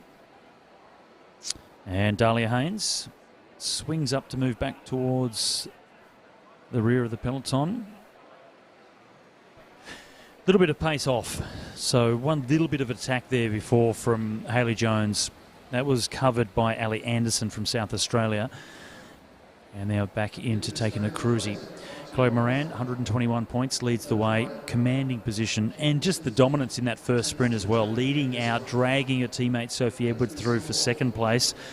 It does look like it's going to be a race between Moran and Edwards. What can Alex Martin-Wallace do from Queensland, though, to make sure that she gets up there in the medals? She wants the silver if she can't get the gold, but she's going to have to battle with Sophie Edwards to do so. I think it's prudent to mention just how, what's the word I should use, Scott, disgusting an event the points race is at the end of an Omnium. It is a really tough event, full stop. You put it at the end of the Omnium, come on, that's like a sick joke. Whoever put this together. Brutal would be the word. Brutal. I'd use brutal. Oh, not disgusting. Okay, yeah. Well, look, same vein, similar. It is really tough. A lot of these riders are already carrying pretty heavy legs into this race. Pilates from Victoria around the outside. They'll get the bell for the next sprint. And it's Alyssa Pilates, the under-23 Australian road champion. She was also the bronze medalist in the elite championship. It was combined here at the national championships. She's trying to hold on, but it's Martin Wallace that needs points. She'll come around the outside. She will get the 5 points. She needs them. And Pilates holds on for the 3. Moran came through to get 1 point. It was Hayley Jones in there as well for third place there. Edwards not in the points at all, and only the 1 point for Moran. So that was a good sprint from Martin Wallace. Well, Martin Wallace, she can't afford to boil the ocean. She can't go after every time Moran moves. She can't go after every time Edwards moves. She needs to pick her battles. That was a really good way to do that, to earn those 5 points. Edwards getting none. That means a good, healthy 5-point advantage. Now she can take a little bit of recovery. She's done that. She's gone midway through the pack. Hayley Jones will keep her safe if she drops too far back. She is a young rider, but she's a very, very talented young rider. And she just needs to be patient. It's one of the toughest things you learn as a maturing rider. Often you do have the physical maturity to do more than your head allows you because you don't necessarily make the best decisions out on track. And that is one of the big things that really develops as you go through the ranks and through the years. Alex Martin Wallace, her mum Tess, is also an absolute rock star on the bike, so she inherently gets a little bit of smarts and toughness from her. This will be a very big battle for her tonight, but I think that she is up for the challenge. The South Australians, it's their race to lose. Moran is still sitting comfortably on top on 122 points. Alex Martin Wallace now into second with 112. Sophie Edwards on 111, as if points races weren't hard enough to calculate the points in the first place. To do it on top of an Omnium makes it a little bit more complicated. The biggest implication, Scott, is that there can be some riders who go for a lap who are already 30 or 40 points down, so it doesn't matter if they gain 20 in a lap. And the South Australians and Martin Wallace don't need to chase and waste energy. Bringing them back, going with them, different story, but simply bringing it back. 54 laps to go. And tonight, which has been different from last night, thankfully, no incidences, no crashes. And we did have a couple of crashes in the junior categories last night. And I have been told that... You need to stop talking now. I'm worried about what you might be I'm giving an update on the injured riders. All right, thank you. So all of the riders, apparently only one of the under-19 or under-17 boys has not been able to get up and continue. I think he may have broken a collarbone, but everybody else was okay. The last two to leave the track looked pretty bad. But my understanding is that they are okay, which is a great thing. And I think I did say that they bend rather than break. You did. You said they were bendy. I felt bendy. that was a particularly technical medical term. 52 laps to go. It's a bit of a mass sprint race here. Now a little bit of action, and that's coming from Emily Watts from New South Wales. And look at those red skin suits of South Australia gathering behind. It's Moran in second position. Edwards drifts up the track a little bit. She didn't want to go too early from that sprint. She thought she might have had a gap over the rest of the field. She didn't. So Moran dangerously looking over her shoulder as Watts swung up the track. Now she goes on with it, Moran. It's Pilates in second position, but the strength of Moran. There's another 5 points for her. Pilates will pick up 3. She sits in fourth place. They're handy points for her. Nicola McDonald, third across the line. And there it is there. Just as Emily swung up the track slightly, Moran almost hit the back wheel. Right on cue. Talking about the crashes from last night, we almost had one then. Commentators curse. Mention it again. That was a definite cringe moment. The South Australians taking 3 of the 4 top 4 there. So 3 of the 4 available points. Alex Martin Wallace not quite able to accrue any. Alyssa Pilates, such a successful under-19 career. She won 4 gold medals at these championships last year. So she had a bit of a brain fade, we'll call it, in the elimination, and she would have been a little bit disappointed with that, but she has a chance to make it up. She's not on the top of the radar for some of the other riders because of that, but she's certainly strong enough to have quite an impact. Will we see her go for a flyer, Scott? Will she just try and tap away at those points? We're still early in the race, past the halfway mark, but 47 laps still to go. So that is 5 more sprints.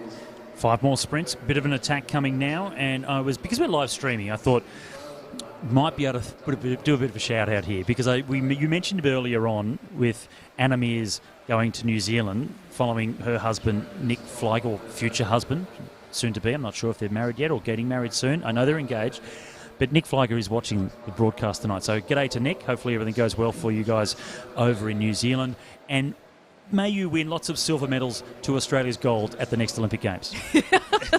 Yes, Godspeed. Nick, have a nice flight across the ditch. No, it is great. I mean, it is a loss for us to lose him in our coaching ranks, and I think that it is a natural rejuvenation after Olympic cycles that coaches do move around. But some coaching losses are a little bit more painful than others, and Nick goes down in the difficult category. But I feel like Anna usually watches these broadcasts too, so g'day Anna. Don't forget us. Well, he takes trip back. He takes Anna and her pottery across to New Zealand, so and it's something else we lose. And they're 2 beautiful children. But Anna, I've got tons of frequent flyer points. We'll fly you back over for a visit. Don't be lost to us. No, we'll go and visit her. Go down to Queenstown, do some skiing. Don't worry about coming back. We'll come and visit you guys. Yes, 43 laps to go here. The final discipline of the 4-discipline event, the Omnium, here for the elite women. And Chloe Moran leading the way on 127 points. Martin Wallace in second position, or tied on second, with 112 points with Sophie Edwards. And then it's Alyssa Politis on 106. Bit of foxing going on up above the blue band on the track. I hated when this happened, Scott. I loathed it because it's the calm before the storm. The storm has happened. Hayley Jones, the Queenslanders, they're coming around with a bell. 41 laps to go. Hayley Jones leads them through. There was a big move from Sophie Edwards, but she's boxed herself on the inside. Chloe Moran now following Alyssa Politis around the outside. So the roadie from Victoria, the youngster, showing some real endurance. And she looked over the shoulder, had enough speed, enough room, enough distance to ease off the throttle, pick up the 5 points. And Chloe Moran comes through to pick up another 3. So strong sprinting from Politis, with Chloe Moran not desperately needing to get over the top to pick up the points. She has a handy overall lead anyway, and I think it was tight between Martin Wallace and Sophie Edwards on the inside. Way to confirm who picked up the 2 points for third in that one. Looked to me like Martin Wallace may have just gotten over the top there. Emily Watts on the attack now. This is what she needs to do. She's not a sprinter, much more of a road cyclist, time trialer, individual pursuiter. So it's good to see her go on the attack, and that changes the formation of the race. They've all been happy to go for these sprints. Now they've got to think about Nicola McDonald has gone out there for South Australia. Is she going to ride with Emily Watts? Is she happy to look after her own performance, or has she been told to maybe just go out there and look after Chloe Moran? Well, I'm going to throw another one out there, Scott, because I love a few different scenarios. Emily Watts, she's 50 points down, no worries, doesn't matter if she takes a lap. But this could quite severely impact Sophie Edwards. She's only 1 point ahead of Alex Martin Wallace. And if they are out there without taking the lap, but they impact the point scoring ability in the next sprint or even the one after that, it makes it harder for Sophie Edwards to open that gap even further to Martin Wallace because there are just less points on offer. So if I were Nicola McDonald, I would just be sitting on Emily Watts and I would be saying, I'm sorry, I can't work with you. It's not a personal thing. You know, we've talked about how they're friends off the track, but on the track it's a little bit of a different story. And if they do rejoin before the next sprint, then that is neutralised, but that is a bit of an if at the moment because the field has responded and this gap is starting to open up just a little bit less. It's a big move. I don't think they'll get on before the next sprint, Scott. It's a big move from Alyssa Politis to keep the pace out there on the peloton enough to try and hold off these 2 riders, but they're only about a third of a lap behind now. So McDonald's and Watts really pushing to try and get around and take a lap on the field. That will put Nicola McDonald, if they can do this, she's on 88 points in 7th place, so she'll go to 108, and that'll put her up to 5th. Still outside the medals, but there are still point sprints on offer.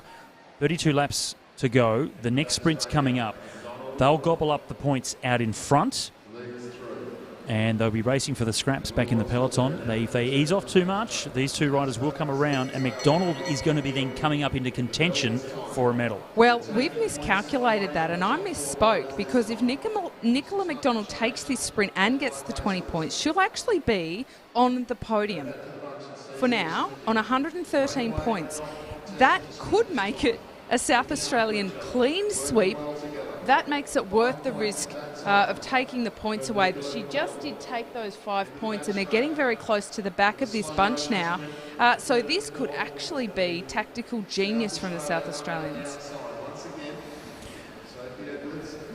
Sophie Edwards comes across to pick up 2 points for third, and it was Chloe Moran fourth across the line to get the 1 point. And now Emily Watts and Nicola McDonald just coming up to the back of the peloton. So the lap is on. 20 points will be given to both of these riders. Alyssa Polides has attacked as those two have come to the peloton. So that's forced Watts to get out of the saddle and sprint to the back of the field. It's now done. They've made contact. There's 20 points for each of those riders. McDonald will rocket up the standings now. She was on 93 points. Give her another 20. She's now right up there in the medals. Oh, how the times change in the closing parts of the race. 27 laps to go, they're shown. Everybody is starting to get tired. Alex Martin-Wallace has actually just been dropped off the back a little bit. I apologise. She's actually sitting in second wheel. That was actually Claire Battle where a gap has opened up for her. Polides is going again, Scott. She is not content with finishing in fifth, but she wants to keep pushing it. With the South Australians sitting in first, second and equal third at the moment, the opportunity is absolutely theirs to lose. It's tight for the minor medals. Chloe Moran on 131 points, 25 laps to go. She has a commanding lead. Sophie Edwards sits in second place on 116. And then you've got Martin Wallace and McDonald, both on 113 points, only 3 points away from silver. And just behind them on 111 is Alyssa Polides. We've seen her strength. She's been attacking quite a bit, hasn't been able to break the peloton just yet, but she's only 5 points away from silver. All of these points races, a bit of bias here, Scott, but I'm going to say that across the board, every single one has been an absolute cracker. So this is a great race. Great riding from Emily Watts to take that lap. I was actually surprised where she was sitting overall on points, because she's a very accomplished rider. I think she'll have a great ride in the individual pursuit, but perhaps these bunch races are a little bit less to her strength, albeit she is a very strong rider. The Queenslanders need to take an opportunity here, and I think Hayley Jones is so strong, but she needs to look after Martin Wallace. Alyssa Polides on the move again, Scott. Not content with fifth. Hayley Jones is hot on her heels. I'm not sure they'll work together though, but this is putting pressure on the South Australians. And she needs to get the gap so that anyone back in the peloton that wants to chase down has to put in a huge effort in the wind, not in the draft. 21 laps to go, and it's Polides that leads Jones down the back straight. And looking to see who's going to pick up the rest of the points. Well, Chloe Moran is a little bit further back. Jones trying to come up over the top of Polides, and I don't think she got there. So 5 points to Polides. We only just spoke about where she was. She was only 5 points off the silver medal position. She picked up the 5 points she needed, so that should put her right up in contention for silver. That'll put her up into second. Alex Martin-Wallace, Hayley Jones trying. Ooh, Hayley Jones may just have gotten that. That'll be close. We'll see where the points come up. Alex Martin-Wallace came across to get 1 point in fourth position. That will move her up. We'll keep her up there, but we'll separate her and Nicola McDonald incredibly close. So Chloe Moran remains on 131 points. Let's wait for this to update, Scott. Everybody having to be a bit of a mathematician at this point. 18 laps to go. Pace has come off. The attack of Polides hurt the legs of everyone. But did she get the 5 points she was chasing? It was really close between her and Hayley Jones. Now they've come down the bottom of the track. It was Chloe Moran that quite intelligently drag them down the track to stop anyone from attacking underneath. She has a handy lead, but she doesn't need any of the riders in sort of second, third, fourth or fifth position to go on the attack and try and take a lap so late in the race. I'll come around to get 16 laps to go. This is Ali Anderson from South Australia. Here's Emily Watts, lap gained by her. She's up into 7th position on 93 points. Still well out of contention of the medals for Emily Watts. Well out of contention, but what they can do is have quite a big impact on the minor medals if they do start throwing some big attacks down, because that will change the outcome of the sprints. Just saw a glimpse of the updated points. So Moran on 131. Sophie Edwards is tied with Alyssa Polites on 116 in the silver medal position. Then it's Martin Wallace, 2 points behind on 114, and then only 1 point further back to Nicola McDonald. She sits in 5th place. 2 sprints still to come. Chloe Moran with an unbeatable margin, so she will come away with the gold medal. But the race for silver and bronze, this is still just heating up. The importance that the scoreboard plays in how this plays out is very important. They need to know where those points are. They can't calculate them on the go with all of the riders. South Australia taking a fly here. Rider number 64, Ali Anderson. She will not make an impact overall, but she will certainly prevent anybody else from taking the 5 points in this sprint, protecting Sophie Edwards' position in 2nd. This is smart riding from this team. 4 South Australians, all contributing now. Anderson is down in 10th place overall with 80 points, but she's leaving her mark on the race. 12 laps to go, coming to the penultimate sprint, and she might be able to hold on. The peloton now really starting to speed up as they sense the bell is about to ring, and Chloe Moran is now coming to the front position of the peloton. There's the gap to chase if you want the 5 points for this one. 1 lap to go to this next sprint. It is the second last sprint. Anderson trying to hold on, but she's really struggling down the back straight. She's not going to stay out there for the points. It's Moran that's about to come around the outside of her. There she is with the white helmet for South Australia. Sophie Edwards on the inside, and really smart riding. You can see Moran drifted up the track slightly to allow Edwards, her teammate, come underneath to pick up the 5 points. They want gold and silver. That's really smart from South Australia. It's really smart, and they are coming so incredibly close to having 3 on the podium. Nicola McDonald has a bit of work ahead of her if she wants that to happen, but Polites is all going to come down to this final sprint. You can see here where Moran just stayed high down the straight and allowed Sophie Edwards to come underneath, pick up the maximum points. She's no threat now to the lead and the gold medal of Chloe Moran. So Moran helping out her teammate. So really smart riding from South Australia. Well, by my calculations, Polites and Martin Wallace are on equal points. Emily Watts now making the move exactly as we were talking about. She cannot win this race, Scott. She cannot even get on the podium of this race based on where she is, but she can absolutely take away the opportunity for some of the other riders to gain those maximum points in the final sprint and catapult themselves perhaps from 4th into 2nd. It is so tight. The lead, Chloe Moran, 134 points. Sophie Edwards on 120. Polites and Martin Wallace, both of them on 117. Whoever crosses the line ahead of the other one will take that bronze medal. At this stage, Emily Watts is looking like she might take a lap. An easy lap for Emily Watts, even if it's at the end of a points race and you've got tired laps and you've still got to do it, push the pedals around. But because the peloton eased off just at the time she attacked, she's been able to get just over three quarters of a lap on the field, but just now they're starting to speed up, which makes it difficult for Watts to close the gap to the back of the field. You can see them all strung out now, and she may not get there because they are thinking about this final sprint. It's 4 laps to go, and some big points on offer for the final sprint. But they've eased up again, so Watts now might be able to get herself around. While that's happening here, this is the peloton swinging up the track. Watts is going to gain a lap on the field. There's another 20 points for her. On the other side of the track, Nicola McDonald has gone on the attack again. And that puts her in plumb position to take maximum points in this sprint, which would catapult her up to second place, Scott. The South Australians would go 1, 2, 3 if she can take those points. 2 laps to go, or 1.5 laps to go for Nicola McDonald out in front. The peloton have just come through to the same point now. 1.5 laps to go for them. Ali Anderson now on the front, doing the lead out for Chloe Moran. This is the race for second place in the final sprint. McDonald will pick up the 10 points. She's out in front. She's got enough of a lead to make sure she gets that. Now it's Pilates from Victoria. She's chasing the second place points.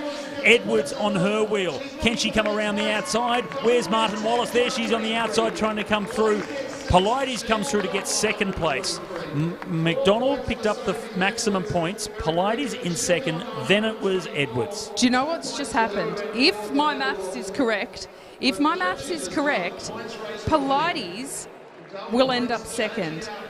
Nicola McDonald third, and Sophie Edwards might have just been pushed back to fourth. We've got to wait for these numbers to come through, but that was my calculation, so let's see how we go.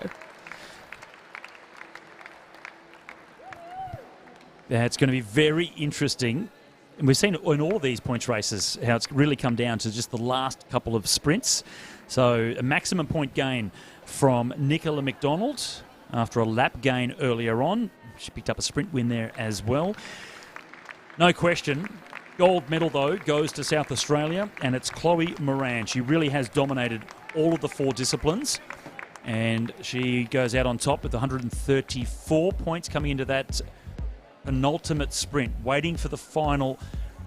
Pilates, great sprint from her, I must say. This was for second place in the final sprint. That's Sophie Edwards sitting behind the Victorian. Moran behind her. Martin Wallace from Queensland trying to come around the outside. So Pilates got there. Edwards third place ahead of Moran. Ooh, Edwards might hang on. This is going to be tight. So I think Edwards will hang on to second. Pilates and McDonald will be tied for third. McDonald will get it on a count back. Now, we're waiting for confirmation of that, but it's looking to come down to an exceptionally tight finish. Unfortunately, Martin Wallace will not be on the podium. Chloe Moran will take the win. So we do have confirmation now. Chloe Moran will get the gold medal. We knew that was going to happen. Sophie Edwards picks up the silver. She holds on to that by 1 point to her South Australian teammate, Nicola McDonald. It's a clean sweep for South Australia. Gold, silver and bronze. Moran, Edwards and McDonald. It was Alyssa Pilates on the same points as McDonald, but because she was second in the last sprint and it was McDonald that won it, she goes to fourth. I was about to say holy moly Batman. I'm not sure. I think I'm mixing. Kapow. Yeah. Crunch. Kapow. Sensational ride. Oh my goodness. That is just what a show. And what a quick turn that happened too there mid-race. Nicola McDonald, what I will say is a couple of them fell asleep at the wheel, letting her go at the end there, because that was very race-changing. Alyssa Pilates, I suppose, didn't quite have the legs. Now we are moving on very, very quickly while those female Omnium riders perhaps lie on the floor and catch their breath. I think there'll be a few tired legs there. We've got the Elite Men's Scratch Race final. Scott, we've got 60 laps, and we have some strong teams out there, spearheaded by the 5 Victorians and the 4 Western Australian riders. Very strong contingents. I don't think this will be a sit and wait for the sprint kind of scratch race, Scott. It's a big field. 24 riders and two previous champions. The defending champion Graham Frisley for Victoria, and also Joss Duffy from Tasmania. He won the title 2 years ago in 2020. Both very fast riders indeed. So this will be a cracking race, no doubt. West Australians, there's Stephen Hall swinging up. He was strong in the points race. He actually complained to me a little bit earlier today about the points race being on the first night of the competition. It hasn't been like that. Previously, it's always been the last day, or second last day of the competition, and he has preferred that because he doesn't often do all of the other races so he's less fatigued than everybody else coming into the same race. Oh, well, that's a bit, I mean, a bit of crocodile tears for that one, I think, to be honest. I did say so. Well, I didn't say exactly that. Maybe don't put that on social media. I'm not sure that you'll get a really good reception for that one. But I do understand it is a bit of an interesting program to have the points race up really early, because you can go pretty deep in the points race and do a lot of damage that takes many days to recover from. So it's a tough ask to have it on the first day, and then all of the other ones coming up afterwards. The scratch race is always a cracker at National Championships, Scott, for the elite men. It is never one where they just roll around at the top of the fence. And while we haven't seen an attack yet, they are certainly holding some pace. Good, consistent tempo being held. Western Australia, the two riders really putting a bit of pressure on. Now the next couple coming through as well. They want a fast race. It's pretty clear. The men in yellow and black, they want the race fast. They want it hard. Queensland now all lined up as well. 4 riders in a row. James Moriarty, Liam Walsh, Declan Tresize and Finn Walsh riding for Queensland. They'd love to come away with a championship gold medal here in the scratch race on their home boards. Well, the Queenslanders, I feel like they've got a bit to prove after that, not to plan teams pursuit. They're such a talented squad, and to head out there again shows that they do have the legs. An individual or a team's pursuit, Scott, very, very different to a scratch race physiologically, so it's certainly not beyond the pale, even if you struggle in a points race, to be able to, team's pursuit, to be able to come out of a scratch race. The attacks have started. Victoria, the team that are throwing it down and seeing what may come. Now a small gap is opening up.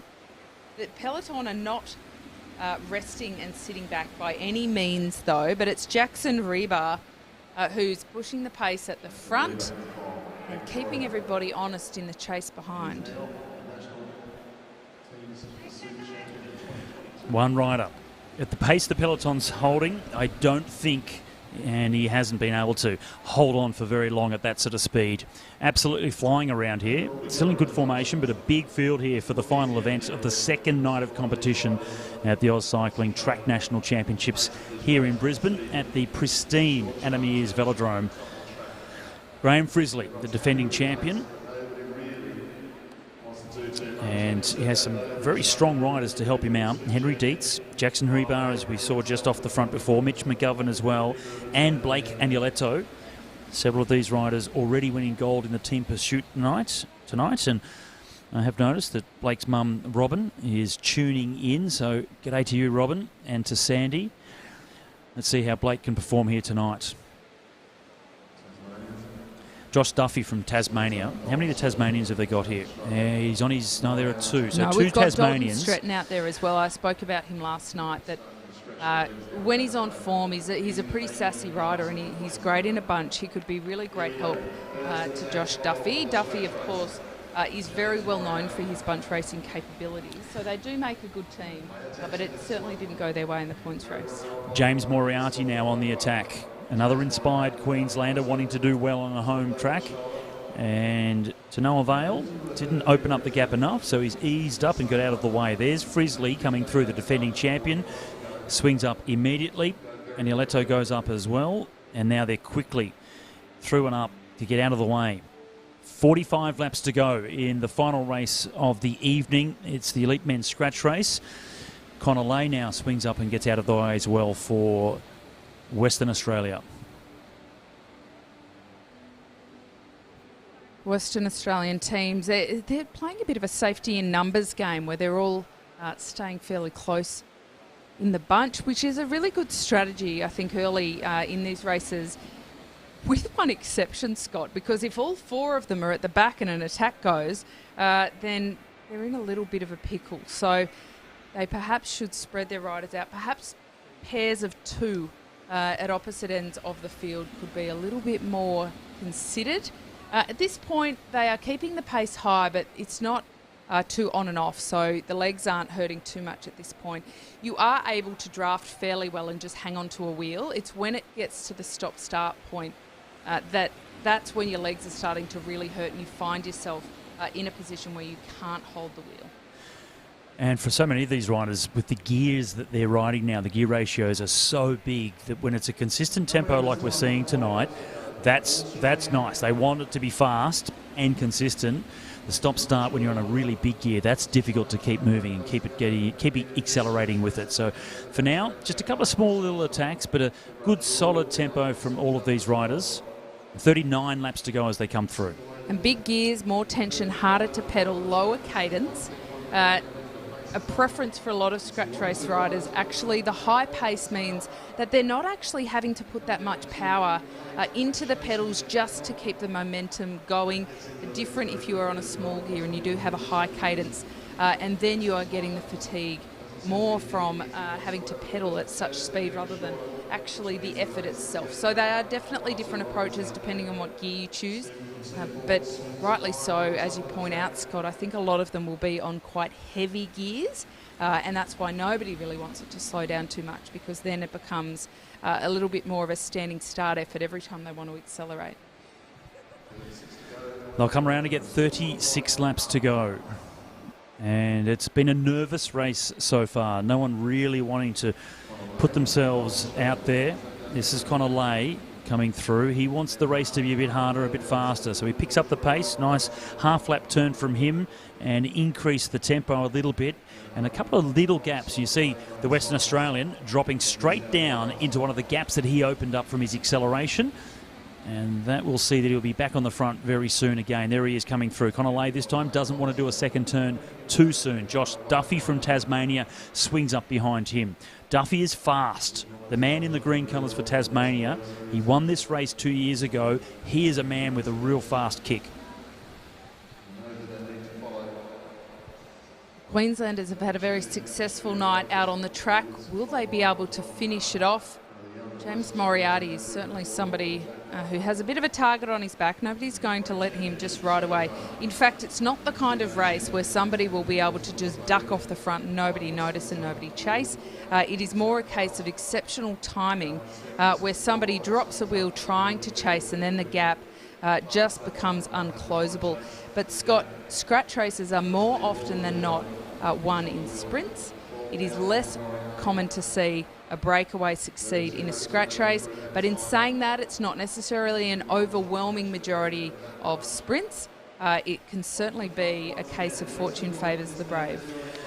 Connor Lay, though, he's willing to make it hard, and as he drifted off the front, it was his West Australian teammate that just eased off and swung up, and not a big fan. He swung up the tracks too soon. If you really want to help your teammate out that's trying to go away, stay on the front, slow down, really make them stop and let the gap open up. He didn't do that, so the peloton kept its tempo high once he swung up and got out of the way, and for Connor, it hasn't worked. No, he has such potential. I feel as though in the points race last night we didn't quite see what he had to offer, and I got the sense by the way he was attacking toward the end that he was a little bit frustrated with the way the race was going on. That is coming out tonight with some more attacks, but he just needs to bide his time a bit.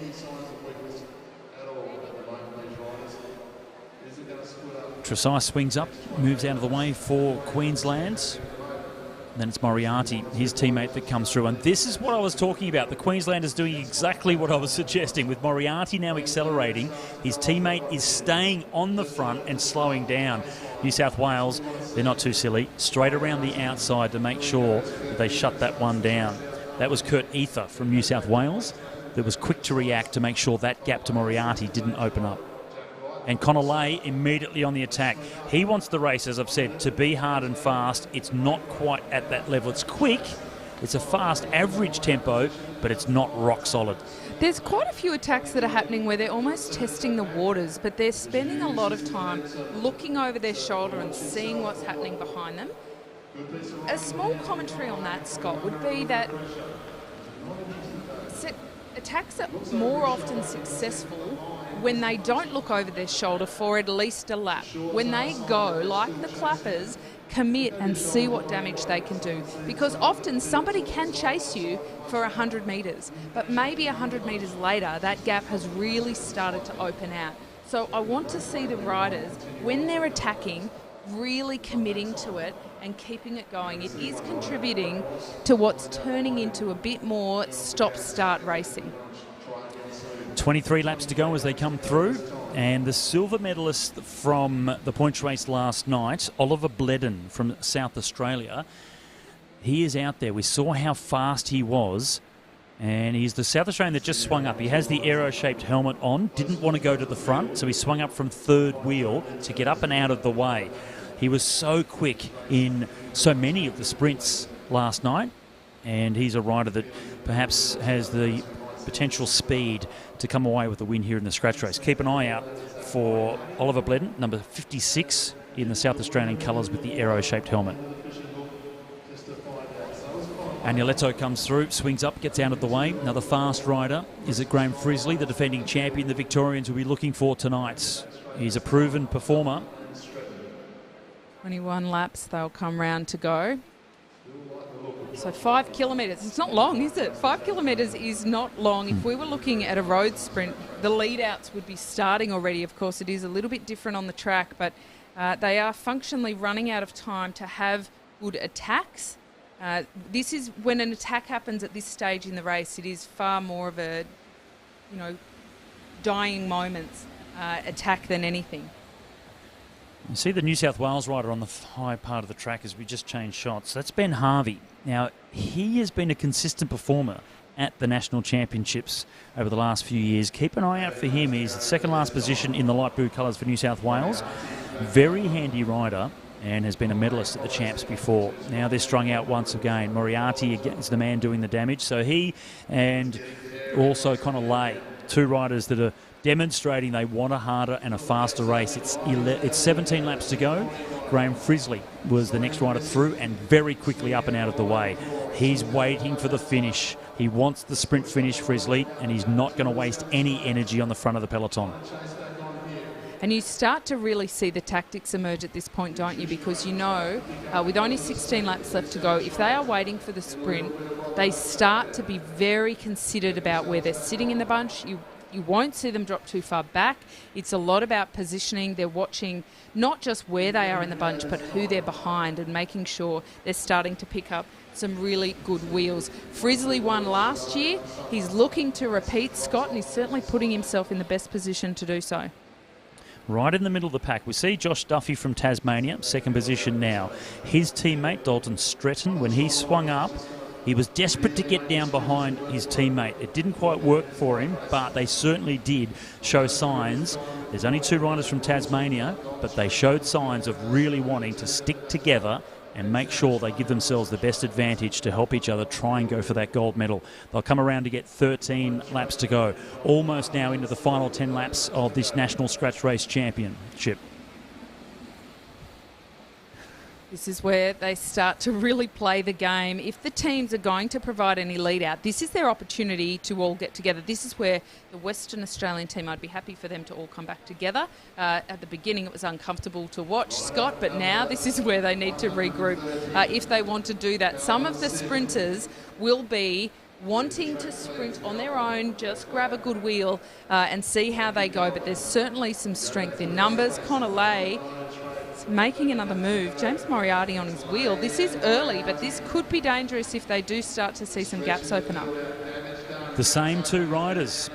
The consistency of Moriarty and Lay wanting to go for the attack and really do some damage here.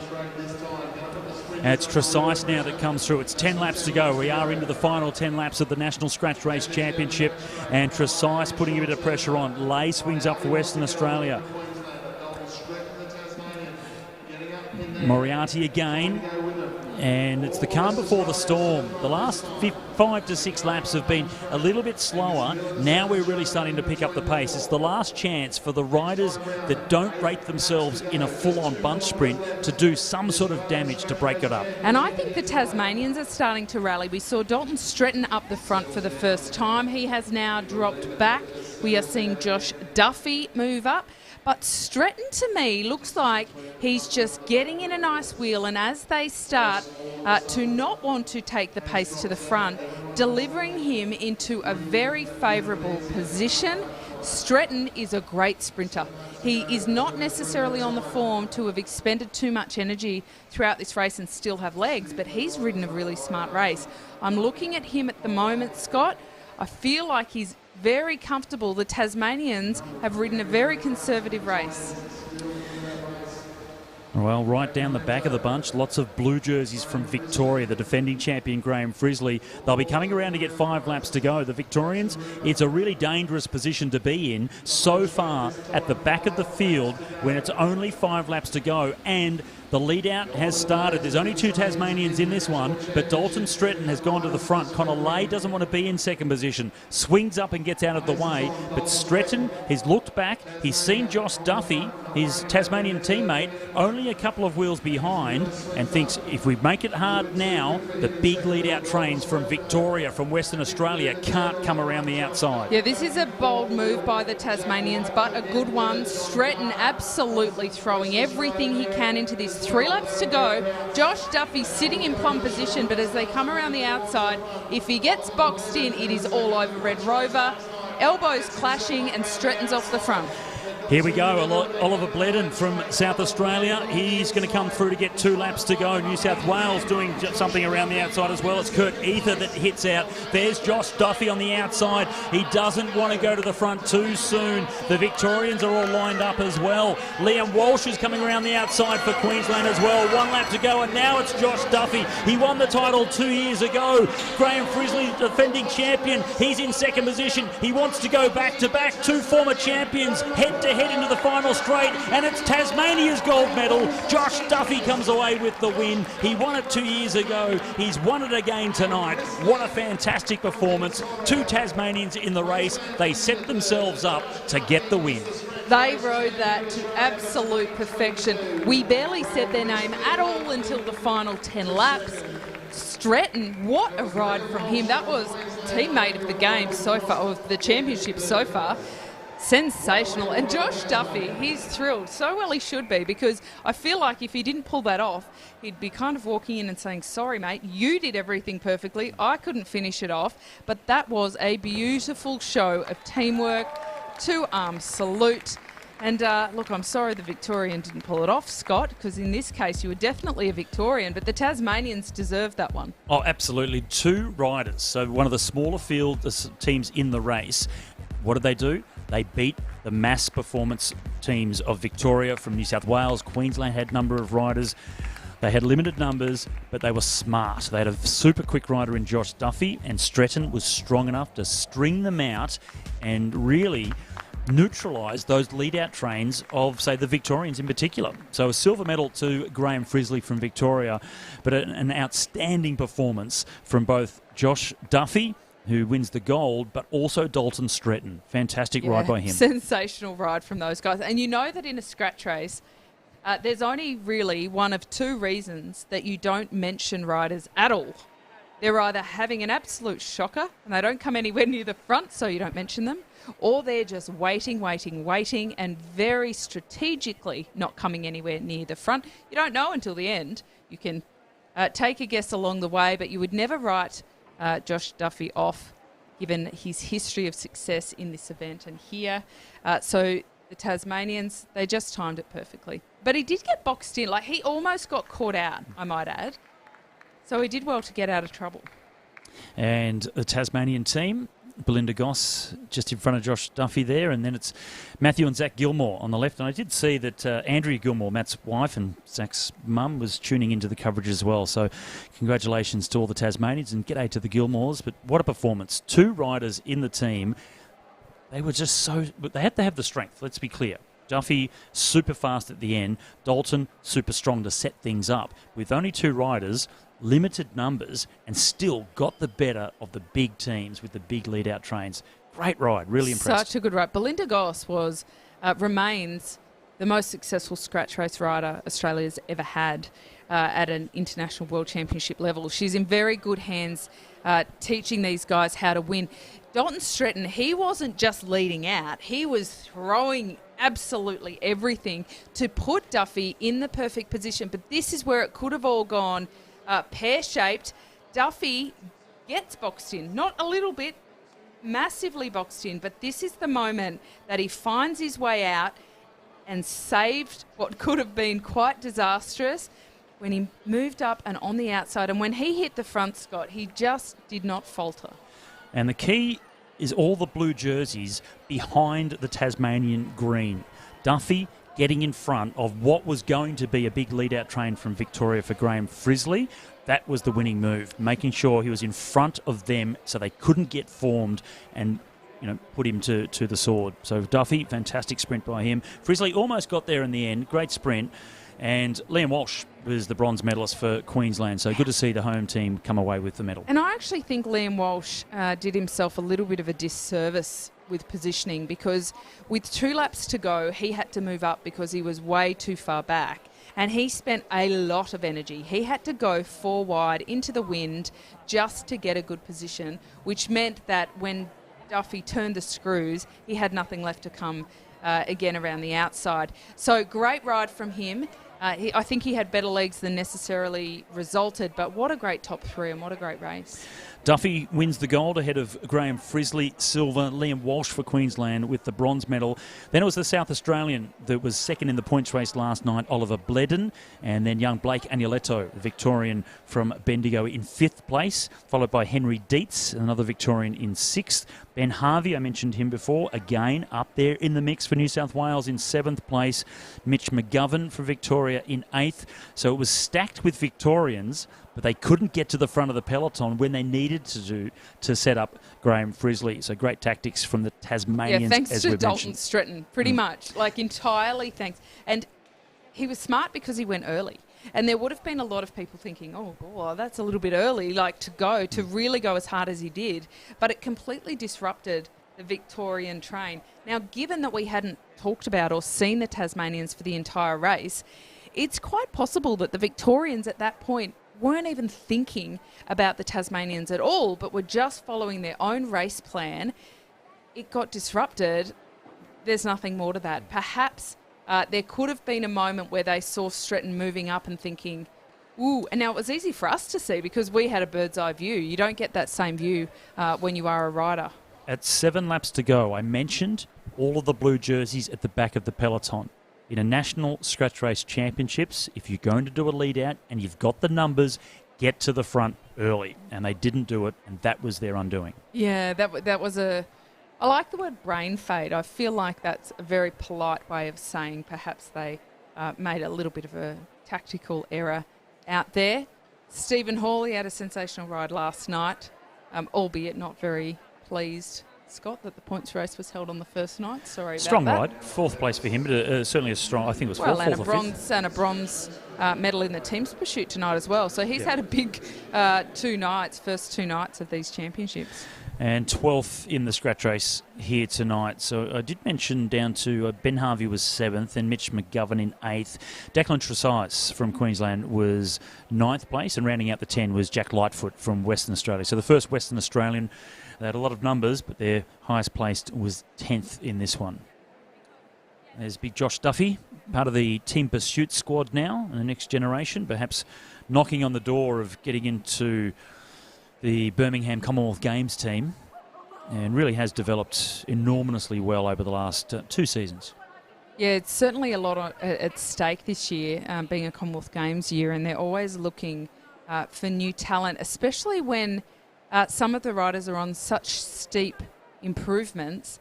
The team that they may have picked on paper a year ago may be vastly different to what they will end up picking for the Commonwealth Games. Not all of the riders are here, in the elite men especially. We have most of our elite women, but the men, a slightly different story. But I think that just opens the door of opportunity for the riders who are here, who can really excel, and especially in the timed events for a state team. And we haven't got absolute confirmation of the time, Scott, but we think it's around the 3:57 mark that Victorian team's pursuit went. That puts all of them in a pretty good position to be noticed. Certainly the selection documents do also include riders who have performed in a team that have hit certain speed marks. I'm not sure that 3:57 is it, but they're certainly being noticed because it's not a slow trot around the track. Well, we're not too far away from the presentations of those final two events. The Women's Omnium with a clean sweep of the podium by South Australia. What a great performance that was. And then, of course, the race we just saw with Josh Duffy coming away with the gold medal.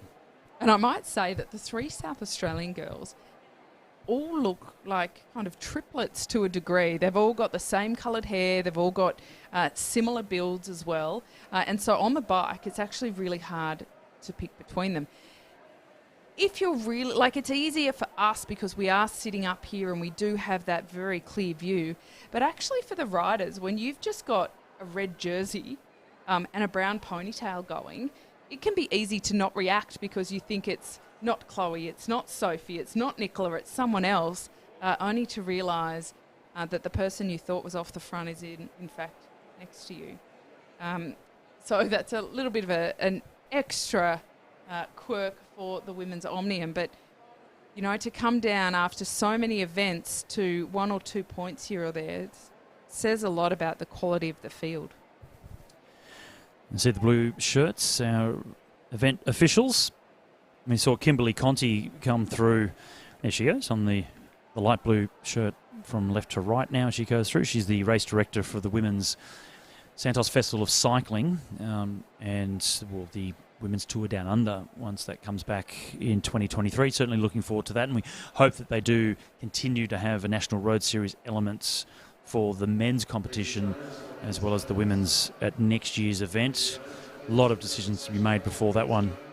Once we get the big pros back in and the World Tour riders back into that race again and the TDU back up and going again. So not too far away now from the presentation, so you can see from our vantage point that the riders are gathered. We're just waiting for the officials to get themselves sorted. And we are now about to get it underway with the Women's Omnium. You can see the South Australians all lined up. And you don't see it very often at national championships when three riders from the same state pick up all of the medals and fill the podium. So they really did it well, and it's great for team building over the next couple of days of competition as well, Kate. It certainly is. Now, I know that that's Nicola McDonald about to receive the bronze due to the hairstyle. She's the only one with a bit more of a distinctive pineapple on the top of her head. Nicola McDonald she's been such a solid rider for a number of years, developing really well. Super tenacious ride to get that bronze tonight.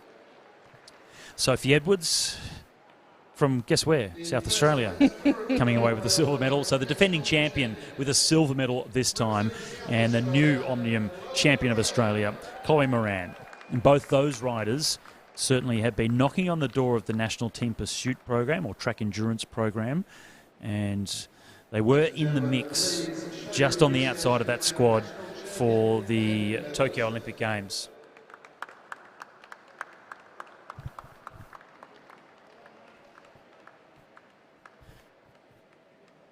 So look out for Moran and Edwards in particular, and maybe Nicola is on that trajectory as well. But those two riders certainly looking to get themselves into the national team for the Birmingham Commonwealth Games in the team pursuit, and maybe the Omnium as well. We also have Maeve Plouffe, who's also from South Australia. We haven't seen her over these first 2 days of competition, but she will be coming out for the individual pursuit in a couple of races over the next couple of days, and we are expecting some incredibly fast times from her as well. So another South Australian that has been exceptional over these last couple of seasons. We'll see her over the next couple of days, Maeve Plouffe. Men's scratch race, the final event of the night, and it was a bronze medal to Queensland. Liam Walsh, he's had a couple of medals in national championships over the last couple of seasons in the Omnium as well. Really has developed dramatically over the last 12 months. He's dropped 8 kilograms in the last 18 months, and it really has paid dividends in his performance. Graham Frisley, the defending champion, winner from last year, silver medal this time, and an incredibly strong performance from Josh Duffy over those last couple of laps, thanks to his Tasmanian teammate, Dalton Stretton. It's a gold medal to Tasmania. They come here with one of the smallest of the teams, so it's so good to see the Tasmanians coming away with gold.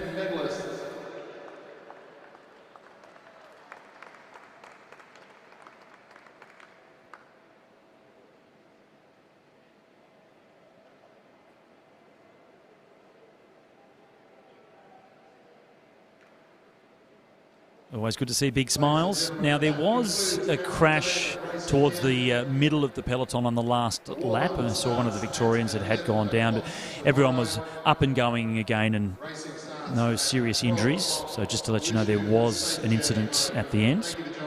Tasmanian Institute of Sport coach Matthew Gilmore on the left-hand side, Olympic silver medalist in the Madison from 2000, former Madison world champion, and medalist also in point race at World Championships level.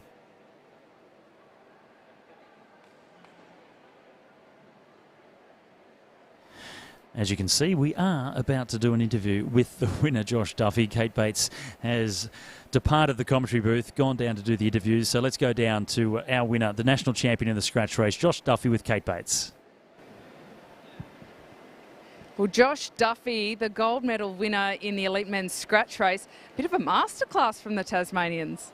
Yeah, we've been going pretty well as a whole state. All the young kids coming through have pulled their weight pretty well. Yeah, it's been a really good week all around. And one thing we noticed is we didn't really mention in the commentary box yourself or your teammate Dalton Stretton at all, which means that you were just playing very conservatively. You must have had that plan in mind that you executed at the end. Yeah, for sure. That was always the plan. I wanted to back my sprint. I knew I could win in a sprint, so I just wanted to save as many bickies throughout the whole race as I could. And then Dalton helped out pretty well at the end there by just keeping it down the track and putting a bit of pressure on with 5 laps to go.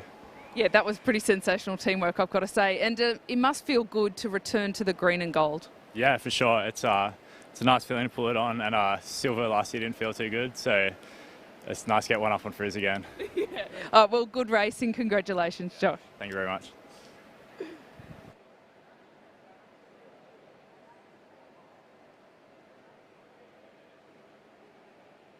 Well, that's the second night of competition here at AusCycling's Track National Championships in Brisbane at the Meares Velodrome. And 2 cracking nights. We said it was a cracking night last night. Well, it certainly was again here for the second night. So we've got 2 more days of competition, and the paracyclists are coming out as well. This has been a real national championships of inclusion with the under-15s, under-17s, and as we have had for quite some time, the 19s, mixing it with the elites. We're also bringing the paracyclists in over the next couple of days as well. So we're looking forward to all of that action. And this, of course, leads into the Oceania Championships the following weekend, which is the backdrop for the Tour de Brisbane. So make sure you tune in for the next couple of days. 2 more big days of competition here in Brisbane to come.